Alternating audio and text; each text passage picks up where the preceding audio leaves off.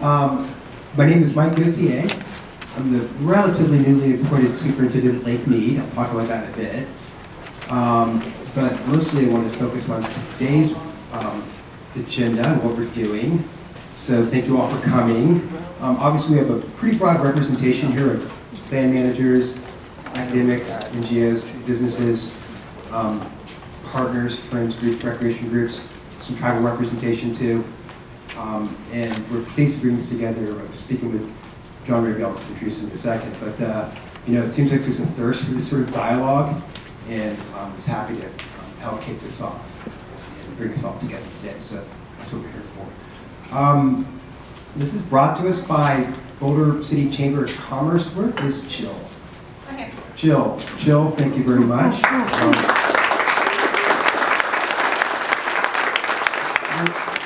We're going to get to meet Jill a little bit later.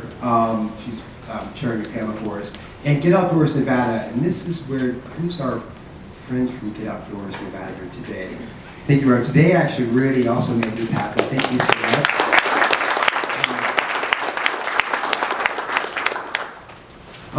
Today's just to talk about some different ideas, some big constructs, recreation, business, and conservation in the outdoor world. I think those are kind of foundational elements of what we do. There's a lot of nuance to it. We get specific about the challenges of modern day land management or recreation, or how people get permits and work with parks, things of that nature, work with federal land managers. Some of the challenges with law enforcement, increased use, just changes in different demographics. Las Vegas, Southern Nevada really epitomizes that.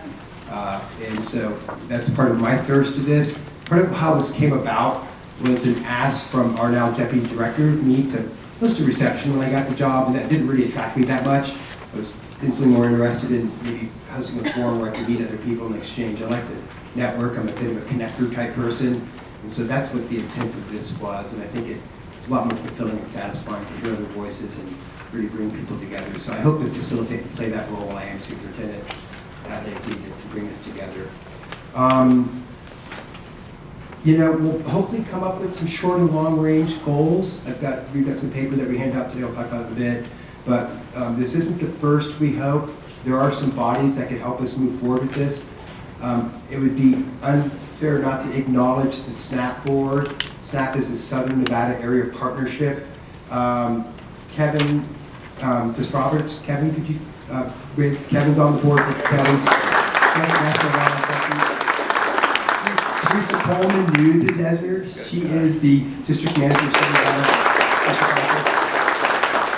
Deb McNeil, I saw Deb earlier. Oh, there's Deb. Thank you, Deb. U.S. Forest Service area manager, Humboldt Tiabi. And Stacy Wade, who couldn't join us today. She's with Bureau of Rec. She's actually got a great assignment in Sacramento that Stacy sent her regard. And so we meet monthly. I'm getting up to speed on this board a little bit more. And to some degree, this kind of reflects a little bit about what that board represents. So I'm happy to be part of SNAP and be more involved in the future. There's some other groups that I think are worth mentioning. The Nevada Recreation Church Stewardship Group, that also is up. Can you guys hear me? Well, just a little better. Okay. In the back. All right. So Nevada Shared Resource Group, the Nevada Shared Stewardship Agreement, and then the Regional Open Space Working Group. Those are all bodies that somewhat function on this to facilitate either recreation or trails development and engagement, and some of those members are here today. So this plays off of that, so thanks. I did want to call out a couple, I think, new faces for this group, and I also want to acknowledge my boss is in the room, so if you have something nice to say, we'll get to him in a second. But I'm particularly excited to have the executive director of the library district, Calvin Watson. Kevin, please stand up. We may not talk about this a lot, but I have a firm belief that libraries and public land managers have a lot to share together and work together. Libraries exist in every community. They're a great place to sort of reach new audiences. Sometimes people can't get to the parks as easily or to the public lands as easily. And obviously, libraries are great repositories for information and resources that tell the history of the region and of the area. And so I look forward to getting to know you better, Calvin, and working with you more. Thank you very much for coming today. And then I also want to call out two friends I got to know working at Mojave. They work for Spiegel World, if you've heard of Spiegel World, a little bit outside the kind of land manager world. They're entertainment. And Frank and Alex, where are you? Please stand up low. Who's heard of Nipton? Who's heard of Nipton? They run Nipton. Check them out. But this isn't the old Nipton of the marijuana sales Nipton. This is the new circus Nipton, okay? But they're connected with that business. And I also think for the businesses that provide, obviously, hospitality service in the Las Vegas area, whether it's their guests and their clients that are coming that are going to maybe seek an element of their vacation that goes outside, or really it's their staff that have a more rewarding life by having healthy parks and outdoor spaces to play. So thank you for coming and being part of this role, and thanks to Rossula for us. I'm sorry you couldn't make it. A couple last minute. So I did mention my boss, David Szymanski. David, he's the new regional director for the Pacific West region. David's a long-time Park Service employee, been a superintendent of a couple parks, and worked in a variety of roles, also in the Washington office. Thank you, David, for joining us today. And Cassius Cash, who is the superintendent of Great Smoky Mountain. If you have trip plans in North Carolina, Tennessee area, Georgia, if you're going in that region, talk to Cash. Cash, stand up, say hello. Cash. Cash, we're happy to have him. And then I'd be remiss without mentioning Alan O'Neill. He probably needs no introduction. Alan, you guys stand up for a second.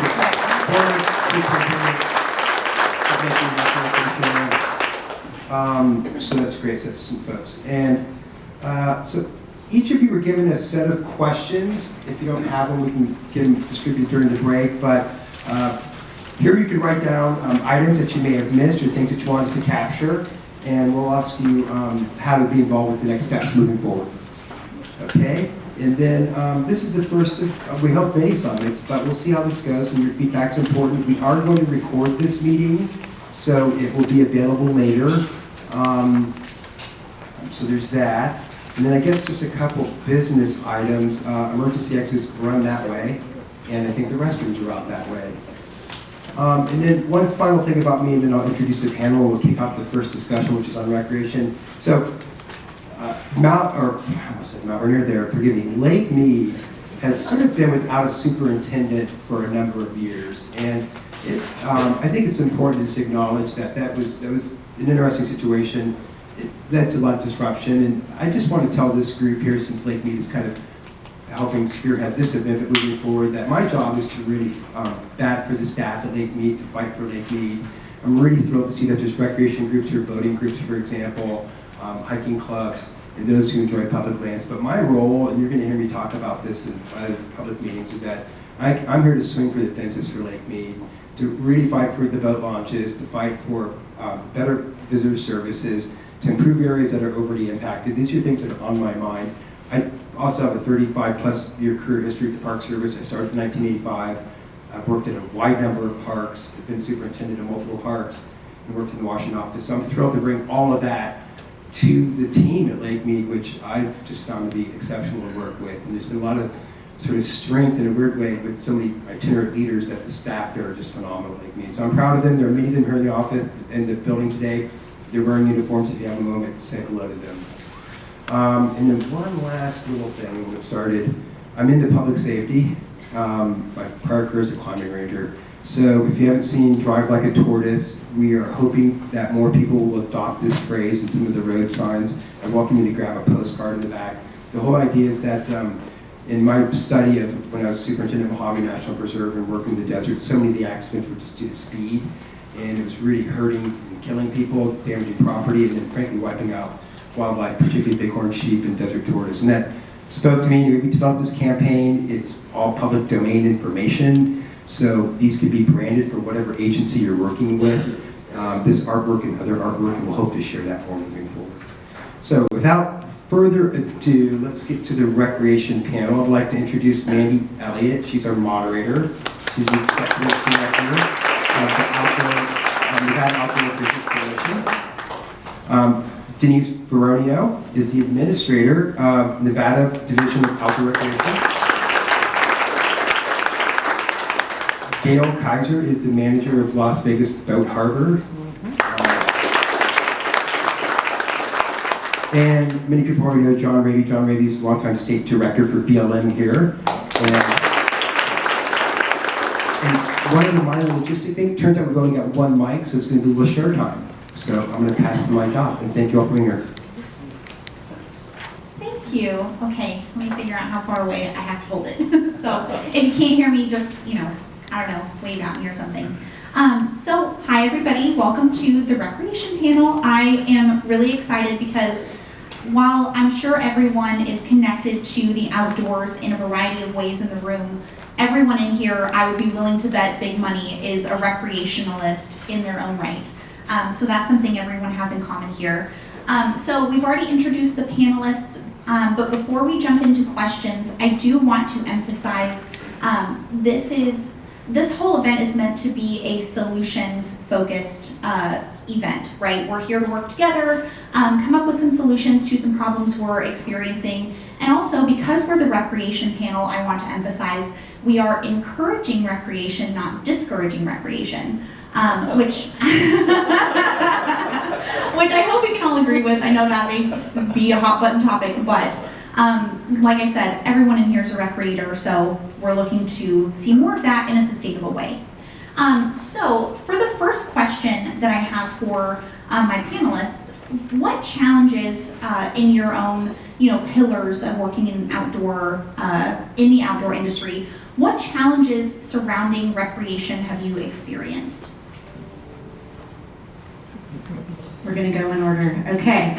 Again, Denise, Beronio, the administrator for the Nevada Division of Outdoor Recreation. We are a fairly new division in the state, and I'm really excited to be here. There's so many people that have been in this industry for so much longer than I have. I come from the financial industry, but I've been an outdoor recreator all my life.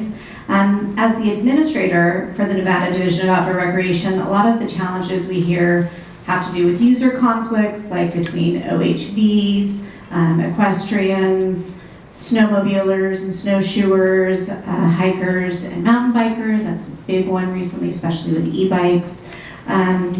Signage, right? Signage issues, mapping issues, safety regarding traffic and equipment. But for me personally, I don't hike on the trails. My hiking's in the backcountry. I hunt, I fish, I ride horses, I camp. So my experience is different, and probably a big portion maybe of you or other of the folks that you come across in your work outside also have those experiences. And for me, when I was on my elk hunt in the Pequot Mountains, in Elko, or my sheep hunt down in Pahrump, I used Onyx, the app, to kind of find where I was. And the first time I looked at that map on both of those locations, it was a checkerboard, literally, of private, public, tribal land. And without that, I don't know that I would have been able to really safely and accurately been hunting in my own range. So I think that it's important to kind of break down who manages wetlands. So I just got a few statistics here to share with you. So out of the almost 71 million acres that Nevada has, the federal government controls and manages about 86% of that. 11% is private, 2% is tribal, 1% is local, and 1% approximately is state government land. So the U.S. Forest Service manages about 6 million acres, BLM close to 48 million. John's got a big job. U.S. Fish and Wildlife manages about 2.2 million. So how do you get everyone on the same page? I mean, that is a lot of different land managers. I think the most important thing that we can always go back to, that is a challenge for all of us, is how do we, as outdoor recreation managers, promote, regulate, and educate conservation? Because without conservation of public lands and private lands, we don't have outdoor recreation. So I think that that's probably our biggest challenge as managers, is how do we continue to promote conservation, preservation, and stewardship, whether it be through marketing campaigns, to have successful outdoor recreation management across the state and across agencies. I think it's really important that that is at the forefront of what we're looking at first, is how do we promote and manage stewardship to make sure that we have good outdoor recreators. So for me, stewardship and conservation is at the forefront because outdoor recreation management is going to be impossible without pushing that forward first. I'm Gail Kaiser, part of the family, Las Vegas Boat Harbor. We've owned and managed it since 1957. Grew up on Lake Mead. We also were hunters, OHVs, we're recreationalists. I feel as Lake Mead as my home is the challenges there, I believe, are a lot to do with the Park Service.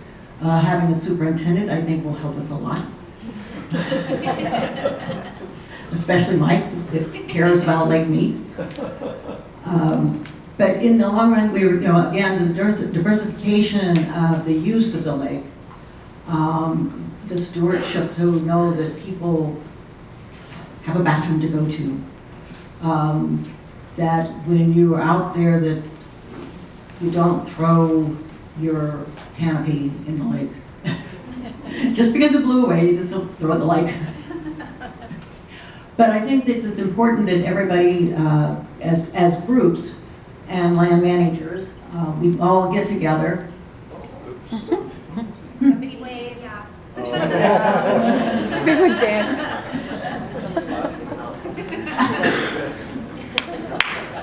The economy as up and down as we are in this day. The weather and the weather changes have affected all of us on the lake and in southern Nevada. Not much we can do about that, so we have to just go with right on that one.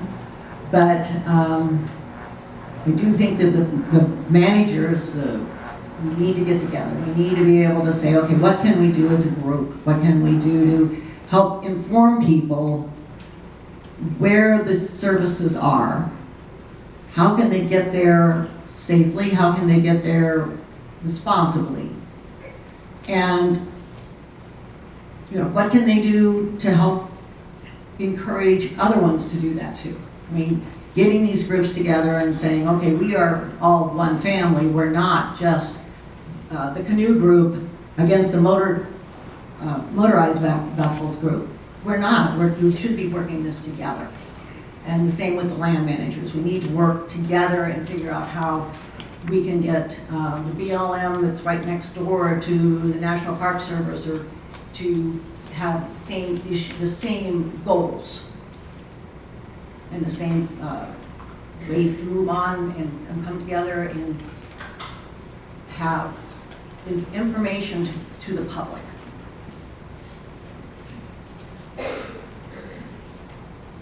Great, thanks Gail. Again, good morning everybody. John Raby, State Director for BLM Nevada, and I want to start off and say thanks to Mike for having the vision to host this. We have about 100 people here, about 100 folks, and on a Wednesday morning, I mean that makes a statement, right? You chose to be here, and so that means you really care about the topics that have been put on for this particular summit. So thank you for that, and again, thanks Mike for hosting. I would be remiss if I didn't sort of point out some of the obvious. I think between our federal and state partners, our county partners, some of the challenges we all face, and I'm not going to dwell on this because I think it's just a fundamental reality, and that is between staffing and funding and the things that we all have to work through, but get over it, right? I mean, we're never going to have enough staff. We're never going to have enough money to do what we want to do to the level we can dream about. But we have each other, right? We do have each other, and I start to think about the efforts, the grassroots efforts like Ellen put together and others on Equime, right? That was a grassroots effort that, with the tribes, and now we have an opportunity with Park Service to co-manage Equime in a sacred place that we've never had an opportunity to engage in co-stewardship. So that is something we can overcome challenges, right? When we have each other, we think about how we leverage our opportunities. Friends of Red Rock, right? We got to think about Friends of Red Rock and the great work that they've done for many, many years. That's on par. I mean, we have close to 4 million visitors a year within 45 minutes of the strip at Red Rock, and so it's no doubt it's challenging Teresa in ways to make sure that we're meeting the demand, that we're providing access and opportunities. because we want to make sure that we have opportunities for everyone. There's a place for everyone on all of the public lands in not only southern Nevada, but across Nevada. So we need to make sure that we're focusing on that. In BLM, we do have our new National Recreation Blueprint. It focuses on 4 main things, which is the increase in diversified resources that come to us, and that helps we have a new BLM Foundation, the BLM Foundation for America's Public Lands. It was actually authorized in 2016, but we didn't stand them up. And unfortunately, our director, Tracy Stone Manning, she had the vision to stand them up in the last 2 years, and so we have a new board of directors, 7-member board. Eileen Thompson is the new executive director, and former Governor Steve Bullock from Montana. He's the chair of our BLM Foundation. Now they can, again, much like the National Parks Foundation and other foundations, can advocate on behalf of the agency, can bring resources to the agency. Again, that is something that can help us overcome some of those challenges and limitations that we tend to face within our own bureaucracies.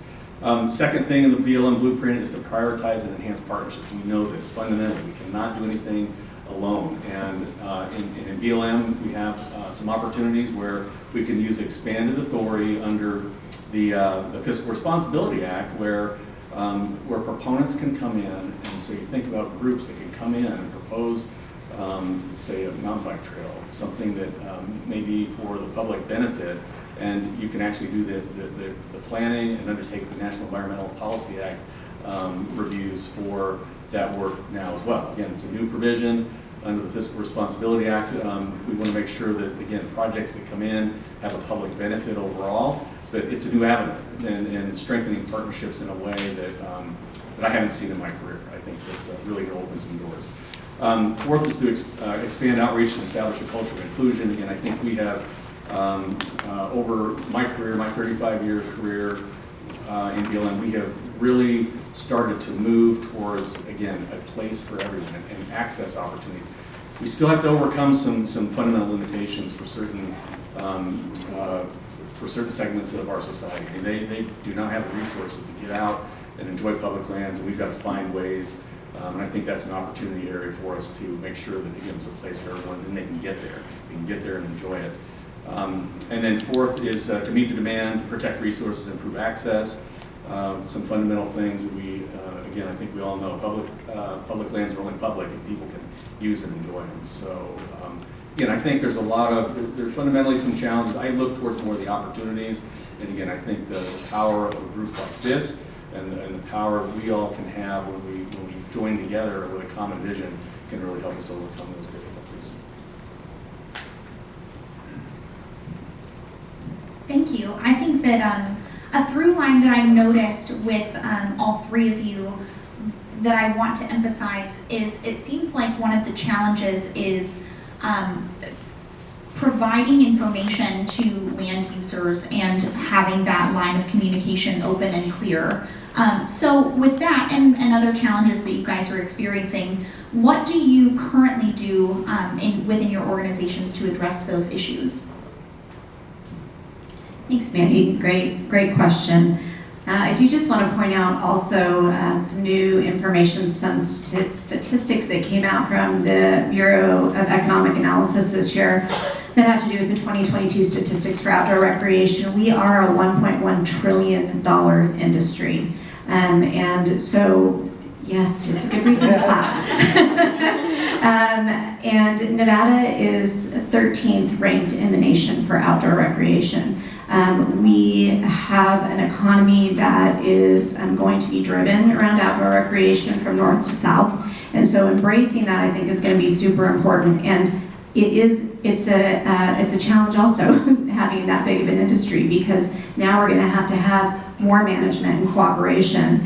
I think that obviously working with other state, federal, and local agencies is one of the ways that we address those challenges, and a lot of time with direct communication. I mean, a lot of people that I see here in the room today, this is the first time I've seen them not on Zoom. So, you know, on a monthly basis, we get to talk quite a bit about how we manage outdoor recreation.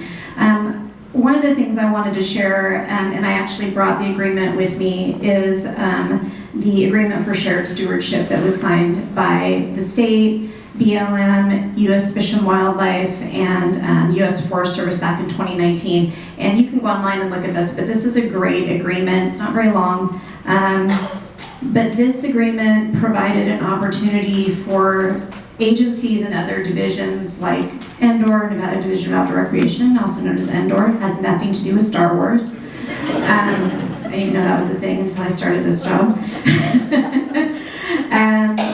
But Department of Wildlife, Lake Mead is always on the calls, NDOT, NV Energy, all these different agencies that have an opportunity to come together and just, even though it's only on a Zoom call, we get to hear about the challenges that each other is facing throughout the state, or maybe we wouldn't know that otherwise. So this shared stewardship agreement gives us the opportunity to communicate better and kind of forces the hand of all the agencies to work together. I'm new to this industry, but having gone to Lamoille Canyon this year and getting to have the opportunity to hear about how all the agencies work together, really for the last like 5 years, and since COVID happened, we've kind of been forced to work together more efficiently and more effectively. And I think that it's kind of made each other, everybody kind of play better in the sandbox together, so to speak, because before it was a lot of chiefs and nobody really wanted to, a lot of cooks in the kitchen. How do you let go of some of your directorship and let other people step in and help? So when this agreement was signed in 2019, COVID hit just a few months later. And in my opinion, the shared stewardship agreement really provides an opportunity for all of us to share our challenges, our successes, which actually are quite a bit. I mean, we do have a lot of successes and, user conflicts and how we can divide and conquer. But I think the one thing that this has given the opportunity for, and to allude to what John was talking about, is how do we deal with the biggest two deficiencies that we have, which is funding and resources. So this shared stewardship agreement helps us learn how to combine and not duplicate funding and resources, where maybe before, U.S. Forest Service was doing something and right next door BLM was doing something differently. Now we can share those resources and funding opportunities because we aren't ever going to have it all. So.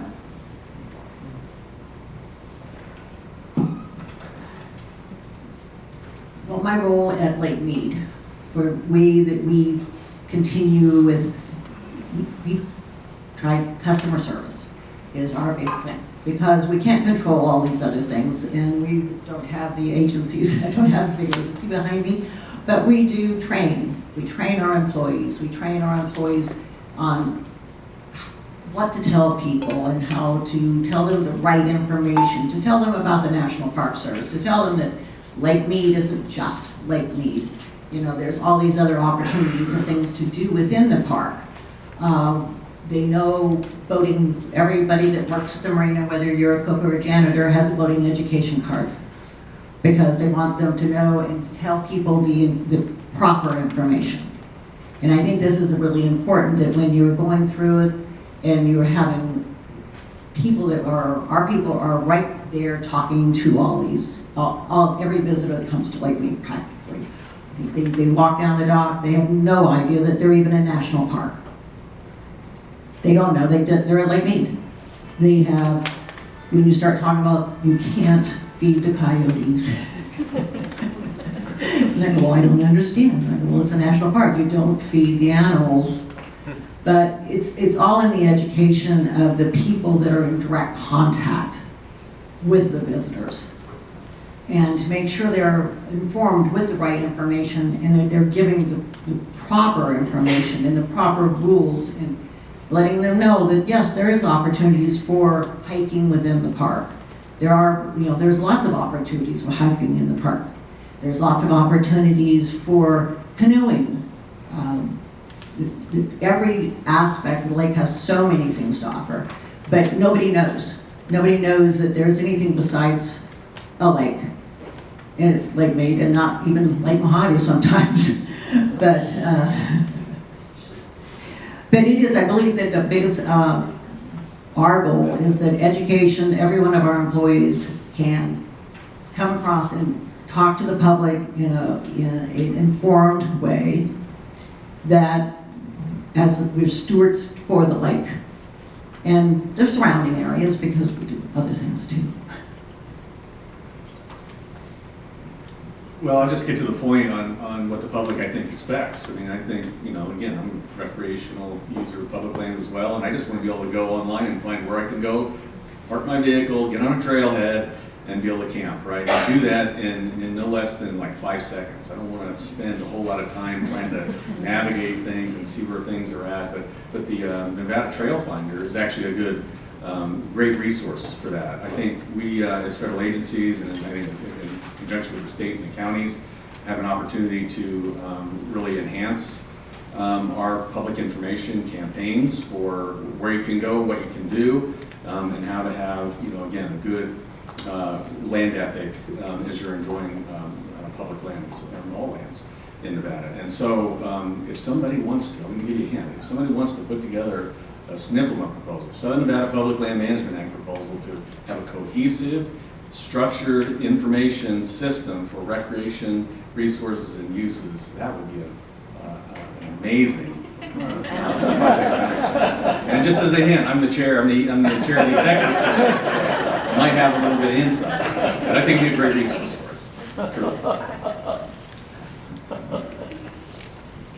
That would be an incredibly useful project, because I agree, as a recreationalist, the places that I frequent the most have infrastructure that is conducive to easy parking, restrooms at the trailhead, good signage, I don't want to get lost, clear instruction on where I can and can't do certain things. I am an optimist, for better or worse, and I really like to believe that recreators care about where they're recreating and they want to do the right thing. Sometimes it's just hard to know what the rules are. I also want to emphasize just for a second what Gail mentioned. So her and I have something in common, which is that we operate in the business and industry side of the outdoors. And what I would like to highlight, and this kind of leads into our next topic, which will be partnership. Businesses and your guide services and your excursions to the outdoors are often the front line force between recreators and the land. And so I think it is kind of an underappreciated or maybe even overlooked partnership is the industry to help provide information and help people know, hey, you can't throw your trash around, hey, you can't do X, Y, and Z, this is the correct way to do things. So leading into our next question, and I'm kind of combining just because of time, so my apologies in advance, panelists. Land managers, we all want to work together, right? But what other stakeholders, such as businesses or recreation groups, would you personally like to see involved in finding solutions and overcoming some of these challenges? That's a great question. And just to touch on what John had mentioned was the Nevada Trail Finder. Nevada Division of Outdoor Recreation maintains and updates the Nevada Trail Finder website. It's the opportunity to connect people to the outdoors with current events, maps, and outdoor recreation opportunities for trail adventures. We also would like to consider ourselves an asset manager for public lands, for communities. So if you have updates for trails, want to remove social trails from maps, want to show assets such as, bathroom areas, trash receptacles, those sorts of things, you can contact the Nevada Division of Outdoor Recreation and we will add that to Trail Finder, and you have the ability to have a free asset mapping opportunity, and we are free to the public. So everyone asks if we're going to be an app in the future. Possibly. Right now we're just a website. You have the ability to download and take that map with you where maybe you don't have satellite or any kind of GPS opportunity. So I would encourage everybody to use Nevada Trail Finder. Thank you, John, for mentioning that. And we would love to be everyone's asset manager. So please reach out to us for any kind of information you want to add to our website. I think that the ways that land managers can work together and also engage stakeholders, as you were combining your questions, is to reach out to not only counties and communities to create outdoor strategic plans, but outdoor recreation strategic plans, I think, are becoming more and more prevalent in communities, and they're realizing the economic benefit and the economic vitality driver that they will get from outdoor recreation. And I would utilize two examples. One is Douglas County, and the other one is White Pine County. Both of those counties have outdoor recreation strategic plans that they have implemented into their actual master plans for their counties. They see the benefit of the economic vitality. They see the driver for communities and quality of life, which I think is an important aspect of outdoor recreation and a reason that a lot of people move to the state of Nevada. I know for me, moving here 31 years ago, it was, I wanted to move back into a ranching community. I wanted to have that quality of life and access to outdoor recreation. So one of the things that Nevada Division of Outdoor Recreation does is engage communities in how can we help you create an outdoor recreation strategic plan. And we would love to work with all of our partners in helping those communities, where are the borders, where can people, where's the access, where can we create a trailhead that maybe wasn't there before, trail connectivity between communities, between U.S. Forest Service and BLM. So these are the things that communities are starting to realize is not only an economic benefit, but quality of life benefit for them, and I think really important. Engaging stakeholders, I know there's NGOs in the room, friends of, I think that those are our boots on the ground. Those are the people that already have skin in the game, and they are willing and able to help us find funding and opportunities. and/or has grant opportunities. We're kind of the liaison between funding and people. So anytime that you're like, gosh, we would love to build this infrastructure, or we would love to provide busing for kids to be able to experience Clark County wetlands. We have access to funding opportunities to help with those sorts of opportunities for kids through our Nevada Outdoor Education and Recreation Grant. So I think that it's important to not forget about our NGOs and our friends of, because again, those are the people that are going to be the volunteers and connect communities, main streets, all of the different agencies that work together to have resources and help combine efforts. So I think those are the most important. It's a hard act to follow. I think it's important that we get all of the recreation groups, the bikers, all the different bikes, and they should be able to come into a room so that everybody can understand that the public lands are there for all of us. There's not one recreation that's more important than the other recreation. And if they could do it side by side and not interfere, in which there's lots of land out there, they can do this, we can all do this, but it has to be through cooperation of these small groups to get out and to talk to the rest of their people, to bring this together, say, okay, mountain bikes and hikers can be in the same area, just not on the same trail.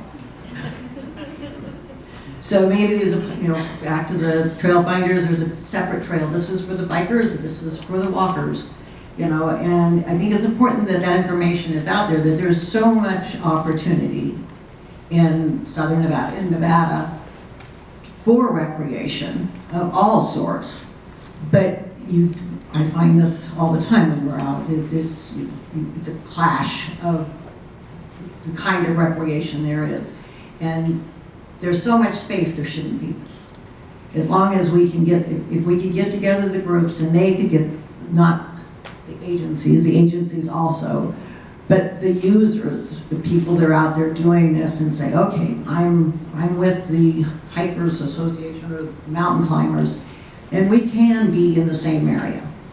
We can do this together, but we have to be able to sit in a room and make this plan and say, okay, everybody can go on this side, or we can go on this side. But it's a possibility, and I think it's important, because I think every recreation in this room is very important to Southern Nevada. I'll take a little bit of a different angle on this one. I think it's important to make sure we're always remembering that the lands in Nevada are lands that the First Peoples, right, managed, right, and they were certainly here have a long culture and tradition and history, and so with tribal co-stewardship and our efforts to make sure that we're at the forefront on including not only tribes as part of a consultation process, a formal process, but thinking well in advance in how we're going to have some level of shared responsibility and decisions, how we ensure that the tribal interests are integrated throughout not only the recreation planning, but the uses in particular landscapes.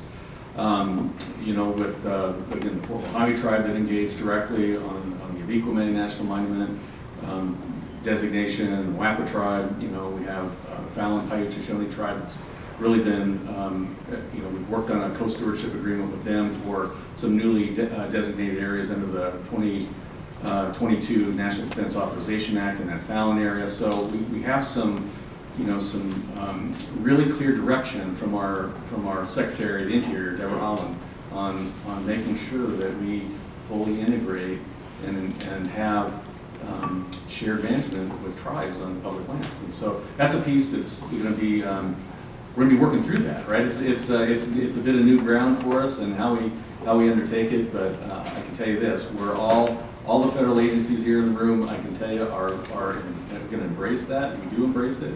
BLM we certainly do, and we're going to make sure that we lean into our opportunities and we have you know, good sound decisions that we can make to facilitate the needs on the land for recreational users, and that's done in the context of tribal interests. Thank you, guys. So I do have to apologize. I combined the last two questions because I was worried about time, but we do have a little bit more. So I'm going to throw a curveball, or just a question that you didn't have in advance, so my apologies. I'm just curious because the panelists have all mentioned several initiatives and projects that their organizations are working on. How many people have heard of something that they didn't know was happening? Like a project that they didn't know was going on? I would like to see, you know, maybe a show of hands. Okay, perfect. Yeah, so to illustrate my point, I guess, I want to give you guys some time to spotlight any projects or initiatives, whether they be ones that you've already mentioned or things that you maybe would want this group to be aware of, or things that you're looking for partnership on. I think we should take some time to highlight those things. Sure, great question also. One of the things, in addition to helping communities design strategic plans, is that I've been encouraging communities to create their own mini shared stewardship agreements. So agreements that we have like interagencies and with other divisions and entities throughout the state, to have those communities create their own shared stewardship agreement so that they can make sure and communicate and not duplicate efforts and be more efficient. Some of the things I mentioned, that Nevada Division of Outdoor Recreation has the NOAA grant, the Nevada Outdoor Education and Recreation Grant. We have already passed round one of that grant. We had $250,000, just a very small amount, right, Chad? Chad Taylor is on our advisory board and our TAC committee to approve those grants, and it was tough. We had $1.4 million in ask. Our window was only a month when we had advertised the Outdoor Education and Recreation Grant. Round two will be this year for another $250,000, and that's all the money we have so far from the legislature. We're going to go back and ask for more money, of course, but you know, ARPA funds have dried up, and so who knows where we're going to be able to find additional funding. We would love to have that. We used those funds to help the Paiute tribe up in Lake Pyramid to do a cultural opportunity for their kids. It was just a small ask. It was only $7,000, and we tried to kind of spread the wealth with that opportunity.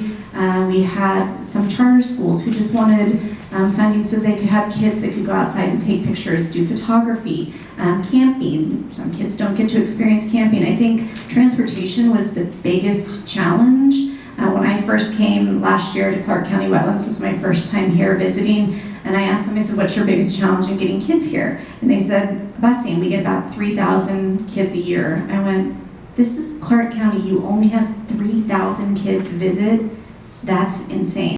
So for me, my big push was how do we get more kids outside, experience the outdoors. We work with great NGOs. I'm on the board with Mandi for the Nevada Outdoor Business Coalition. And you know, that's one of my passions is how do we get more kids outside. So we do that through grant opportunities. Some of you here have, that I see today, got to have the benefit of our Nevada Outdoor Recreation Infrastructure Grant.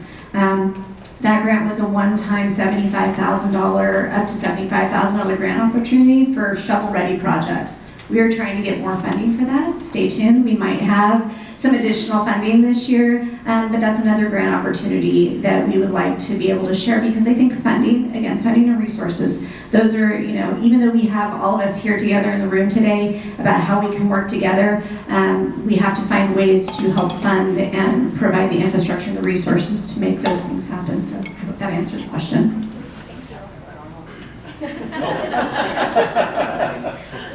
So I'll just, a new opportunity that's going to be coming up likely this summer, fall timeframe. We are going to, in BLM, host a BLM blueprint, recreation blueprint, public workshop. That's going to be, again, the dates are being worked out, but it'll be Nevada specific. So I view that as, again, this has been fabulous, Mike. I mean, I think this gets us certainly the start of a continuation of a much longer conversation done here. So that's coming up. We'll get some more details out. Awesome. Thank you guys so much. So last thing, and I'll look to Mike for time. Do we have a couple more minutes, or we're doing great. Yay! So I think just to kind of summarize, and then I'll let the panelists have any last comments or maybe things we haven't touched on. But what I'd like to say in summary is I think that everyone is, you know, from the land managers to the businesses to the recreationalists, we're all moving in the same direction. It's just a matter of information sharing and communication and making sure, like was mentioned earlier, we're not duplicating resources, we're making the most of everything. And I do want that to kind of be the big takeaway from the panel is we're all on the same team. So any last thoughts or things that you'd like to share before we wrap up the recreation panel? I would just please encourage everybody to reach out to the Nevada Division of Outdoor Recreation. We are just a small team of 5 people, but we all have our niches and really focus on certain areas. If you have anything that has to do with education, Kendall Scott is our education lead, and we have Chelsea Concello is our newest team member. She's our program analyst. We have a GIS mapping analyst that is on our team. If you have drone footage that needs to be updated to a website, or if you need to use a drone, sometimes we're available. And we are happy to share our resources, even though we're just a small team. We're not BLM, but we are small and mighty, and we are willing to help. So please don't be afraid to reach out to us for any resources. Updating to Trail Finder, I'm just going to plug it one more time. Nevada Trail Finder, your one-stop shop for asset management for everyone in the room today. So. I'd just like to say that I think this is a great start to a wonderful future. I think it's important that all these land managers come together and we can talk about it and share with the businesses what to bring it all together and move forward in a way that is sustainable and open to everyone. And I'll make a big plug for our BLM Foundation, just again reaching out to Executive Director Eileen Thompson and Chair Governor Steve Bullock. That's really going to help us out in the long run. We're still getting things stood up, but But it's, I'm really excited about the leadership we have with the foundation. They're going to absolutely be very, very helpful in helping put BLM in a position where I think we can bring more resources to the table.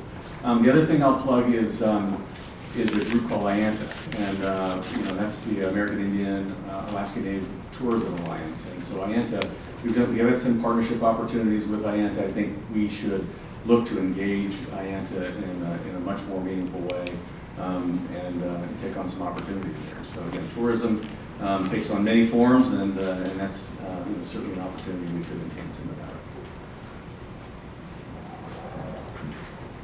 Awesome. Thank you guys so much. I don't have any other questions, so as long as Mike gives the thumbs up, this concludes the recreation panel.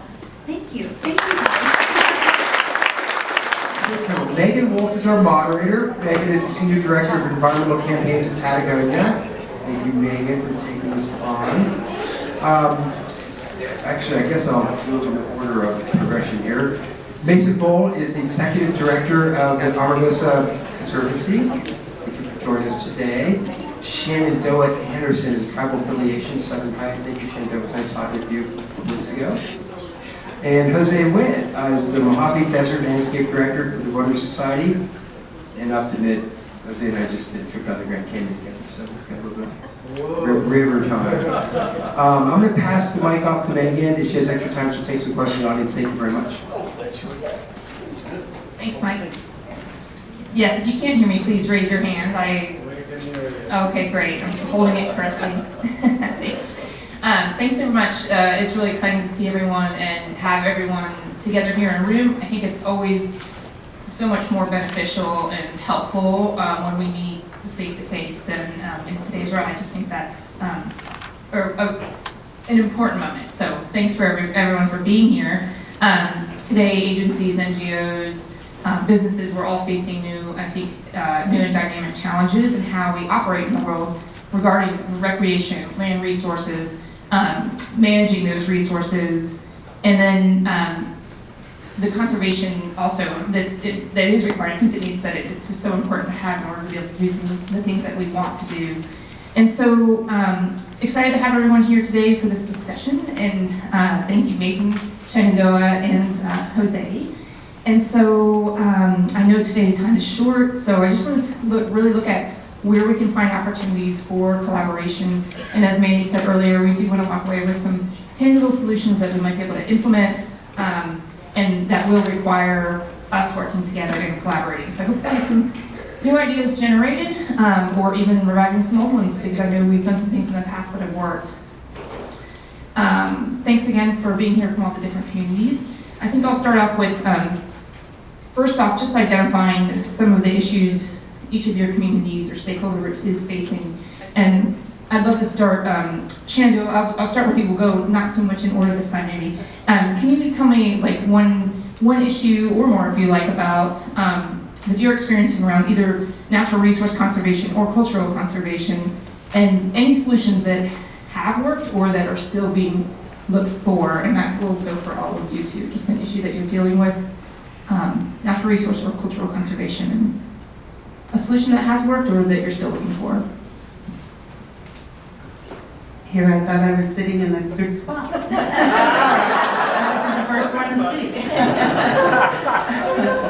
Well, first off, I just want to say thank you for inviting a tribal person to this partnership, because it's very important. The Southern Paiute belong to the California, Utah, Nevada, and Arizona states. We have territories that run over 600 miles along the Colorado River. We are the first caretakers of the land. So we have a lot of, the land means a lot to us, and I feel like we've always been overlooked. Like you stated, that the tribal people are not being heard, and I feel that and I see that. I'm originally from like 40 miles just upriver from here. My grandparents and all my family from my grandparents before that were born just up the river, about 40 miles from here. So this land, like Mead area, means a lot to me because the Shivwits were relocated to Utah. We weren't originally from Utah, we were from Arizona. So we were from the Gold Butte on all the way up the Colorado River, clear to Mount Trumbull and Torrey area.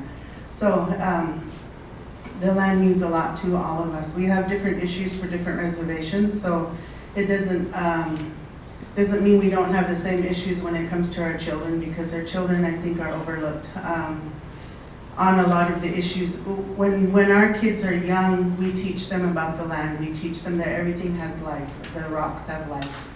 If there's something that, if you have water, you give what you have in your hand, you give food to the land, you give offerings to everything. And we were taught that if you don't utilize the plants, you don't utilize the things that were given to you for hunting. We don't have hunting rights anymore, but when we had our hunting rights and we had usage of all of the plants, our kids were taught to utilize everything. But before you took from them, you had to acknowledge that they existed, that they have life, that they're alive. And so I think now, today, in our community, in all of the reservations, that is lacking. We teach our kids, our own family, we teach them the way we grew up.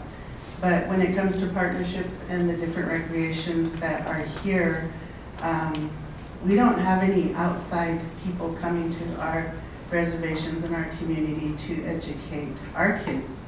They go to the public schools and they learn what all the other public schools, the kids learn. And so I think our issue is with the kids that they're not really knowledgeable on the water.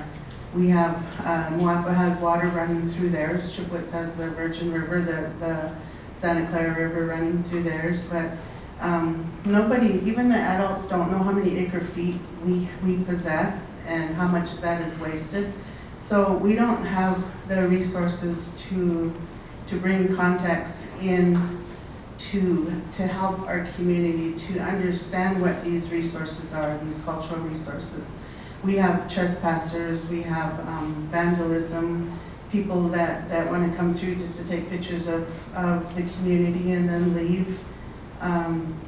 So we're kind of isolated, and I think a lot has to do with when the agencies come to do consultation, government to government consultation, that they're there for 1 year and then they retire or they're moved to another position, and so then we start right back from the bottom. And then when we have somebody coming in and saying, we'll help your community, we want to bring this program in, and then it's going good for a little while, and then that person moves on. And it's the same with the tribal community. We have, our Shivwits is 4 years. We're on for 4-year terms.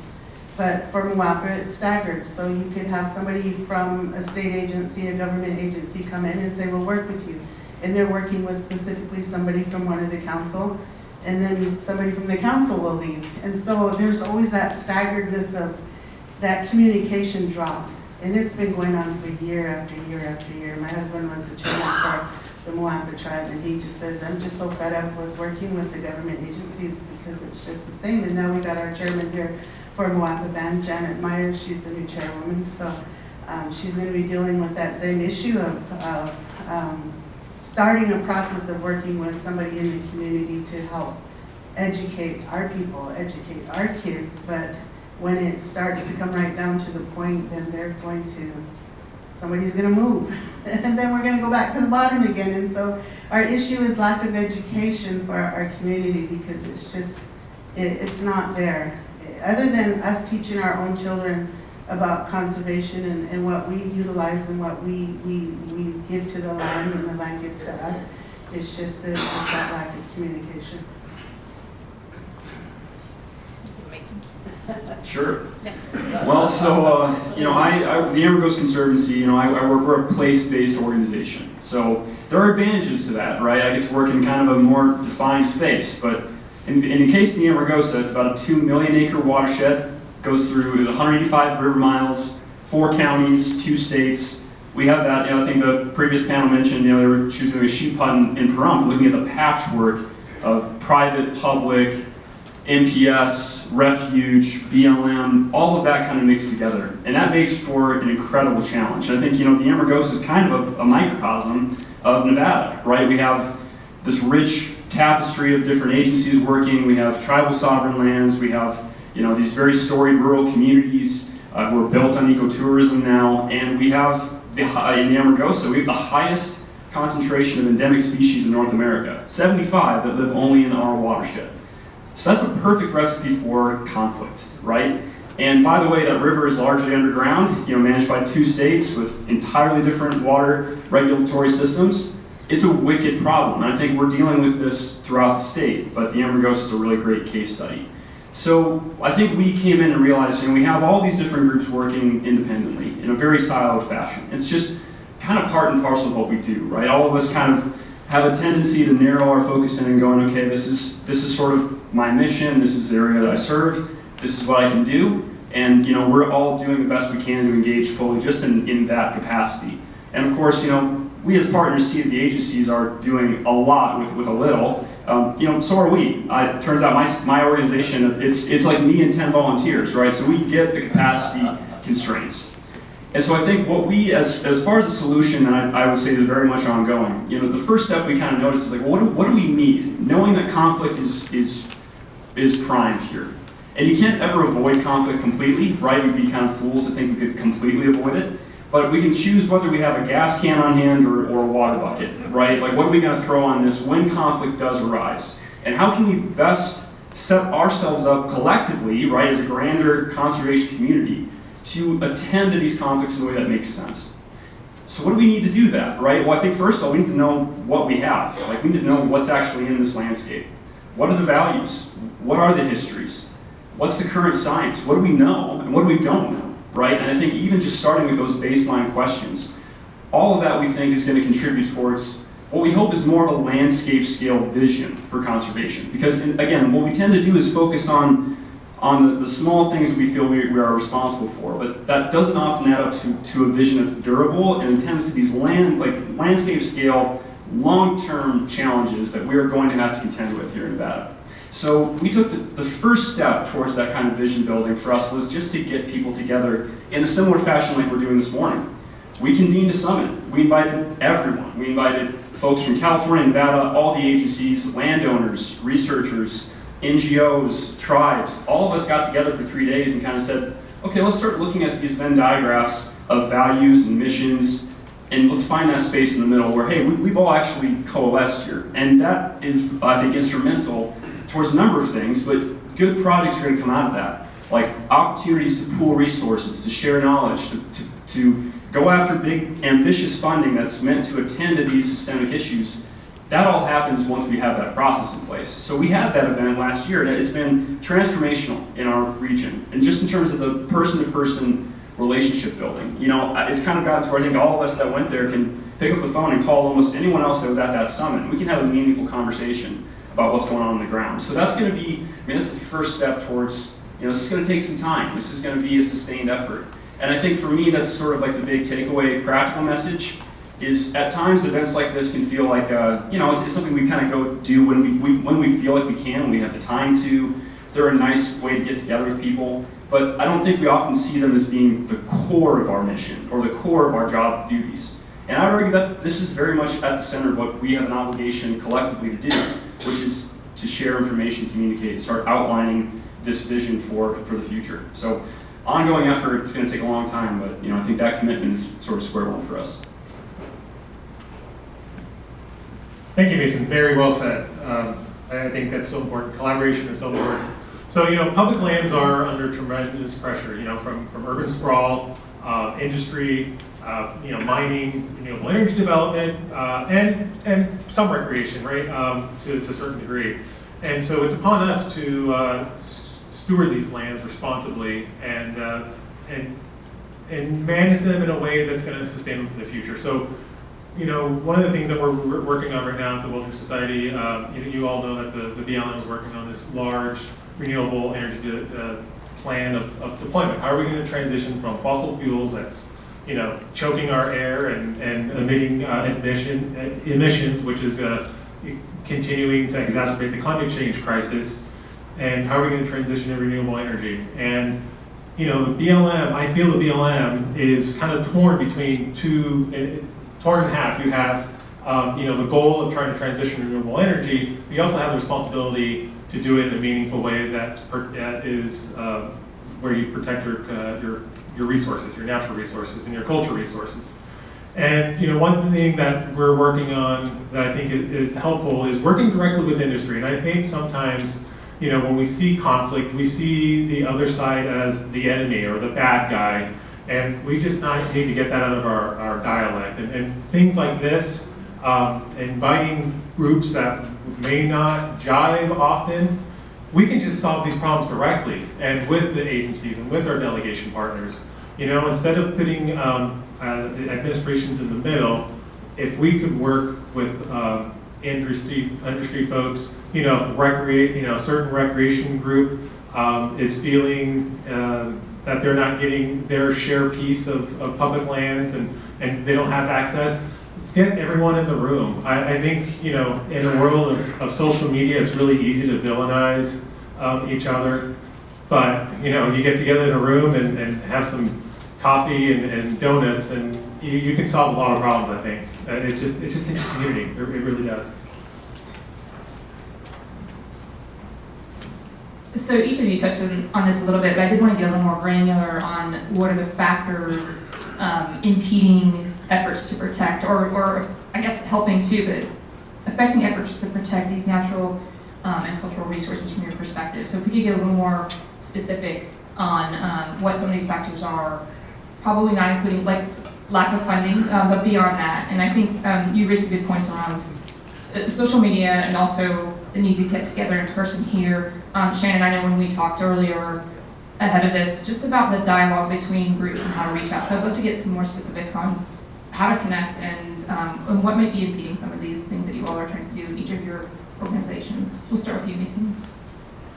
Yeah, I mean, honestly, I feel like it's kind of looking at this different ecosystem of all of us in this space, right? We have our grassroots NGOs, our regional NGOs, we have our tribes, research community, we have the agencies, of course. And I think as the NGO partner on the ground, in some ways we kind of become a little bit of a de facto hub for the community because we're working directly with the landowners, with recreation groups, with tribes, with the agencies. And at times what ends up happening is, you know, we become the conduit, kind of the pass-through point for really critical information. And at times it's kind of unfortunate, where all of a sudden it kind of goes, okay, you know, my job is to make sure that this one thing that, you know, could have been attended to through more interagency communication is put on everyone's radar. And so I think we need to get out of that kind of status quo. And again, this is to various degrees, right? And some amount of this is unavoidable. But I think just having more structured, purely kind of interagency, even, you know, different field offices in the same agency, having more structured time. If you're sharing management of public lands in a particular connected landscape, like the Amargosa, where knowing that landscape scale management is going to require really robust coordination between field offices working in different capacities in that region.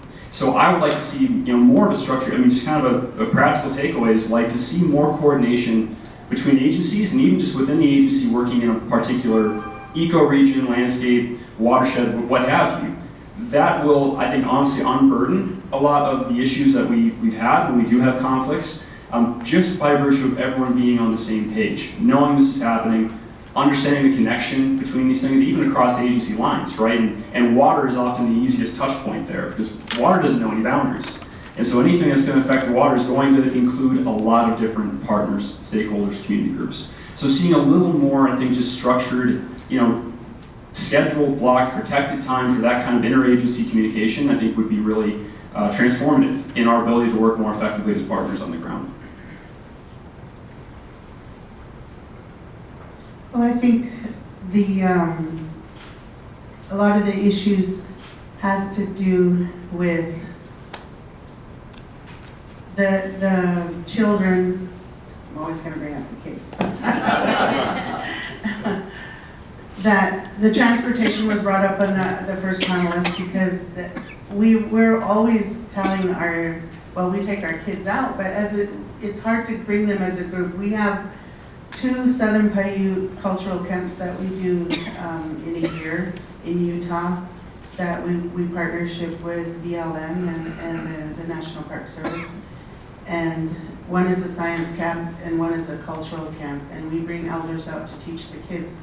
And the science camp, we have we talk about the water, the fire, the different issues with the different elements. And so they learn. And so I always say, why doesn't, instead of the kids, well, we'll still have the camps, but I think a lot of these partnerships that we have should come, or put your foot in the door with the tribal communities and ask them, could we be of service, or could we come and talk to the community? Because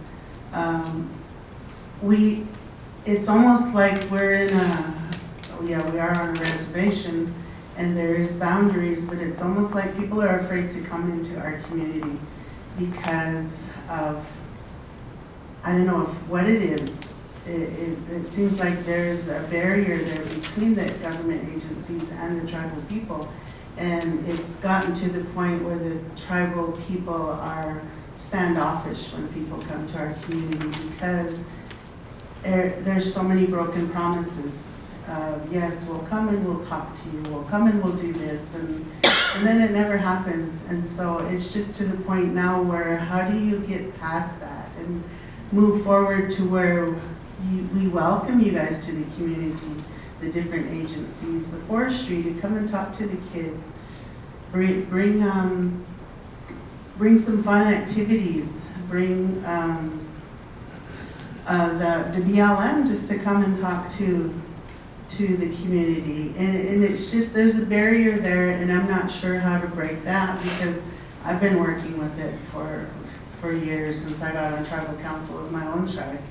And there's a barrier there that needs to be broken somehow, and I know it can be. It's just, it's hard. We have lack of resources. You guys have the resources, but how do we communicate to the tribal councils to open up these doors so that we can come? I know I've been to a lot of meetings that say, we want to do a camp with 18 plus, or we want to do a camp with the young kids, or we want to do a day trip with the young kids, and then and that's it. It's just talk. That we don't have transportation for our youth, so it's just if you want to come to the community, then come to or we have to go to the resources, and a lot of the tribal people don't have the transportation to do it. And so we end up, it just crashes because we end up maybe getting 3 people to go to a community event. I know I live in Wapa, and so there's the warm springs there, and there's a lot of little activities there. We send out flyers when they do trail fixing or just little things, and there's not a lot of community support from our side to go over there because of that barrier and because of the lack of transportation. And I just think somewhere in there's a way to bring our youth to you, to field trips, to any of the events, because it's just every year I'm asked that, how do we get involved in things, or how do we bring our community events to you? And it's just, I'm struggling with that, and I think we just all need to come together to put your foot in the door by emailing. Don't do one email and forget it. It's just like email, oh well, nobody answered me on this, is there another resource I could go to? So it's just, you need to be persistent. Don't just say, I would like to do this. Set a date, set a time. We have funding for this. Why don't we go ahead and plan this? Who should I contact? And so it's just, I'm still trying to figure that out of where these resources would come from. And a lot of times the tribe has the money, but if you're partnering with forestry or BLM or somebody, it's just like we're making more of the effort because you guys have lack of funding. You guys have lack of employees. It's everywhere you go, there's, oh, we don't got employees to do this or that. And so there's got to be a barrier or somewhere where we can come together to bring our youth. Like I said, that we don't have transportation to a lot of the events. And I think if even here, if we had some type of a transportation to bring people over to listen, it's just, I struggle with this all the time. Just being now as a cultural consultant, just on my own, I'm still trying to find ways to bring our communities together. And I work with all of the bands, all of the tribes. We're one people, Southern Paiutes are one people, and so how do we work together to bring all of our communities to these events, to roundtable with all of the stakeholders, because I know there's a way, it's just, we need to put our heads together to figure that out. I'm going to kind of pick up on what both Mason and Shanandoah said. You know, and this is a lot easier said than actually done. It's really cultural. It's a cultural shift. It's weaving in the fabric of our community. So I grew up in Southern Nevada, and for the longest time, you know, I would not meet people from Southern Nevada, right? You know, a lot of folks from everywhere else. I'm not even going to ask in this room who's from where, because they're from everywhere. That's just how Las Vegas is. But it's starting to form. Ironically behind a hockey team, which was kind of weird. But hey, you know, we'll take it. But the one other thing we can get behind is public lands. I don't know of any other large urban area that is 100% surrounded by public lands. And not only just those public lands, but managed by 4 or 5 different agencies, public land management agencies. So we're very, very unique. And why public land is not part of our culture in Las Vegas. It's a missed opportunity, and I think it's something we can grow into as we move on. And so, you know, going into the theme that it has to be part of our culture, you know, I think we're too reliant on dependent on individual people to get us together, and then that person moves on, and then there's a vacuum, and then somebody else comes in and picks that ball up, and then they leave. I mean, people are going to come and go. That's just who we are. There's career opportunities, family, whatever the case. If it's part of our culture, it'll stick around. If it's dependent or reliant on a certain person, then it'll just disappear and not be consistent, and we'll experience the off and on, in my opinion.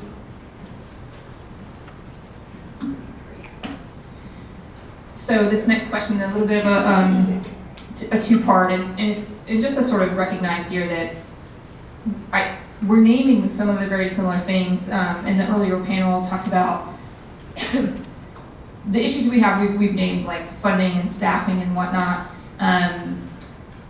So what I'm curious about is we all seem to, I think, want the same thing. And someone in the earlier panel also mentioned shared goals. So if we idealize that we have some shared goals, I'd like to hear from each of you what your organization and your community has in terms of strengths. We have this puzzle, and I think we're all pieces in this puzzle today, trying to figure out where we fit and where we can really create this whole complete picture. So I'd love to hear from you what are the strengths that your organization and your community of either volunteers or members brings to the table to really help to complete this picture and get us to where we are striving to be. Jose, why don't we start with you now? Well, so I wear a couple of different hats. I do work for the Wilderness Society, but I also get to volunteer on some boards for organizations that are Nevada focused. So I'm going to kind of flip that hat on. You know, the Wilderness Society, our strength is, you know, public policy and those sort of things. Doesn't really, it touches down Nevada, obviously, but as far as ingrained in the community, not so much. So, you know, I think of my roles as, you know, on the board of Friends of Nevada Wilderness per se. And, you know, our strength is getting volunteers out on the ground and connecting urban folks to their public lands. Over the years, working with them, getting folks out to work on trail projects and planting vegetation. With volunteers, we've planted hundreds of plants at the Desert National Wildlife Refuge over that Kevin manages, and managed and maintained many trails on the Spring Mountains National Recreation Area.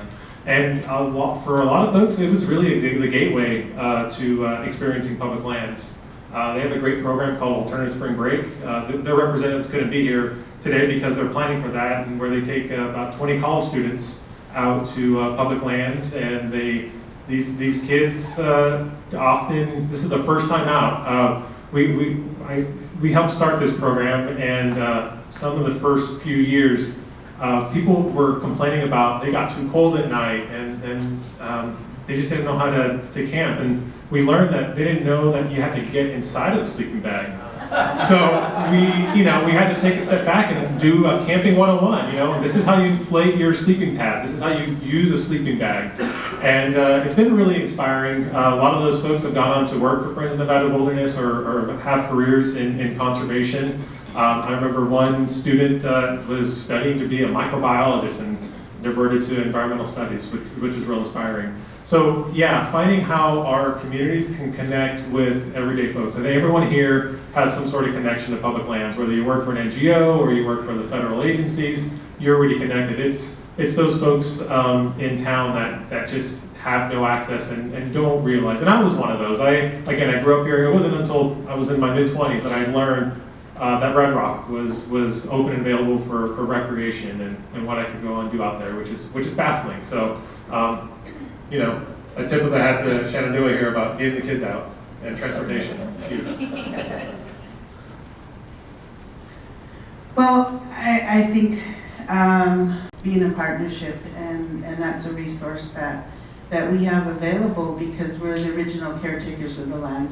And we see it a little different than a lot of the people, especially in Vegas. They're all about development, but we're about protecting what we have. And so it's all about that knowledge. We believe that Mother Earth is our teacher. The animals are our teachers. We have, our legends talk about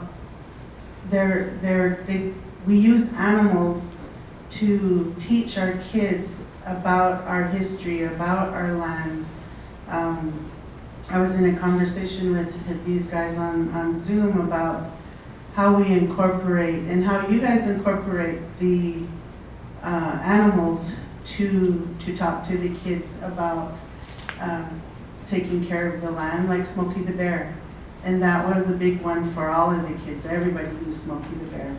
And so when I was looking at the flyer about the tortoise, and I thought you're using another animal to teach the people that this is something that is important. And so you need to continue to incorporate wildlife and the insects.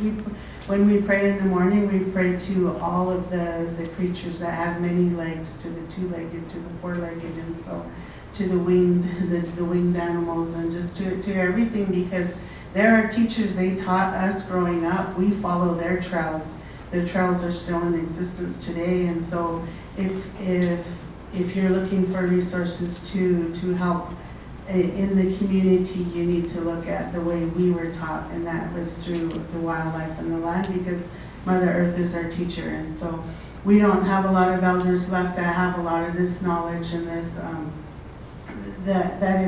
that we still use, but it's in our, we have oral history, so it's in our minds.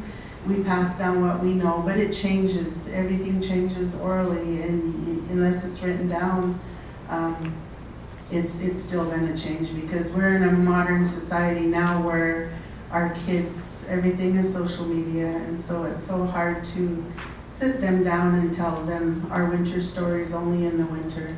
And our seasons have changed. We don't have the same time frame as we used to. I was just in a basket making class up on my reservation. It ends today, but I was there yesterday and the day before, and we were talking about how we gathered our willows. And there's a certain season. I used to go in March to go pick the sumac.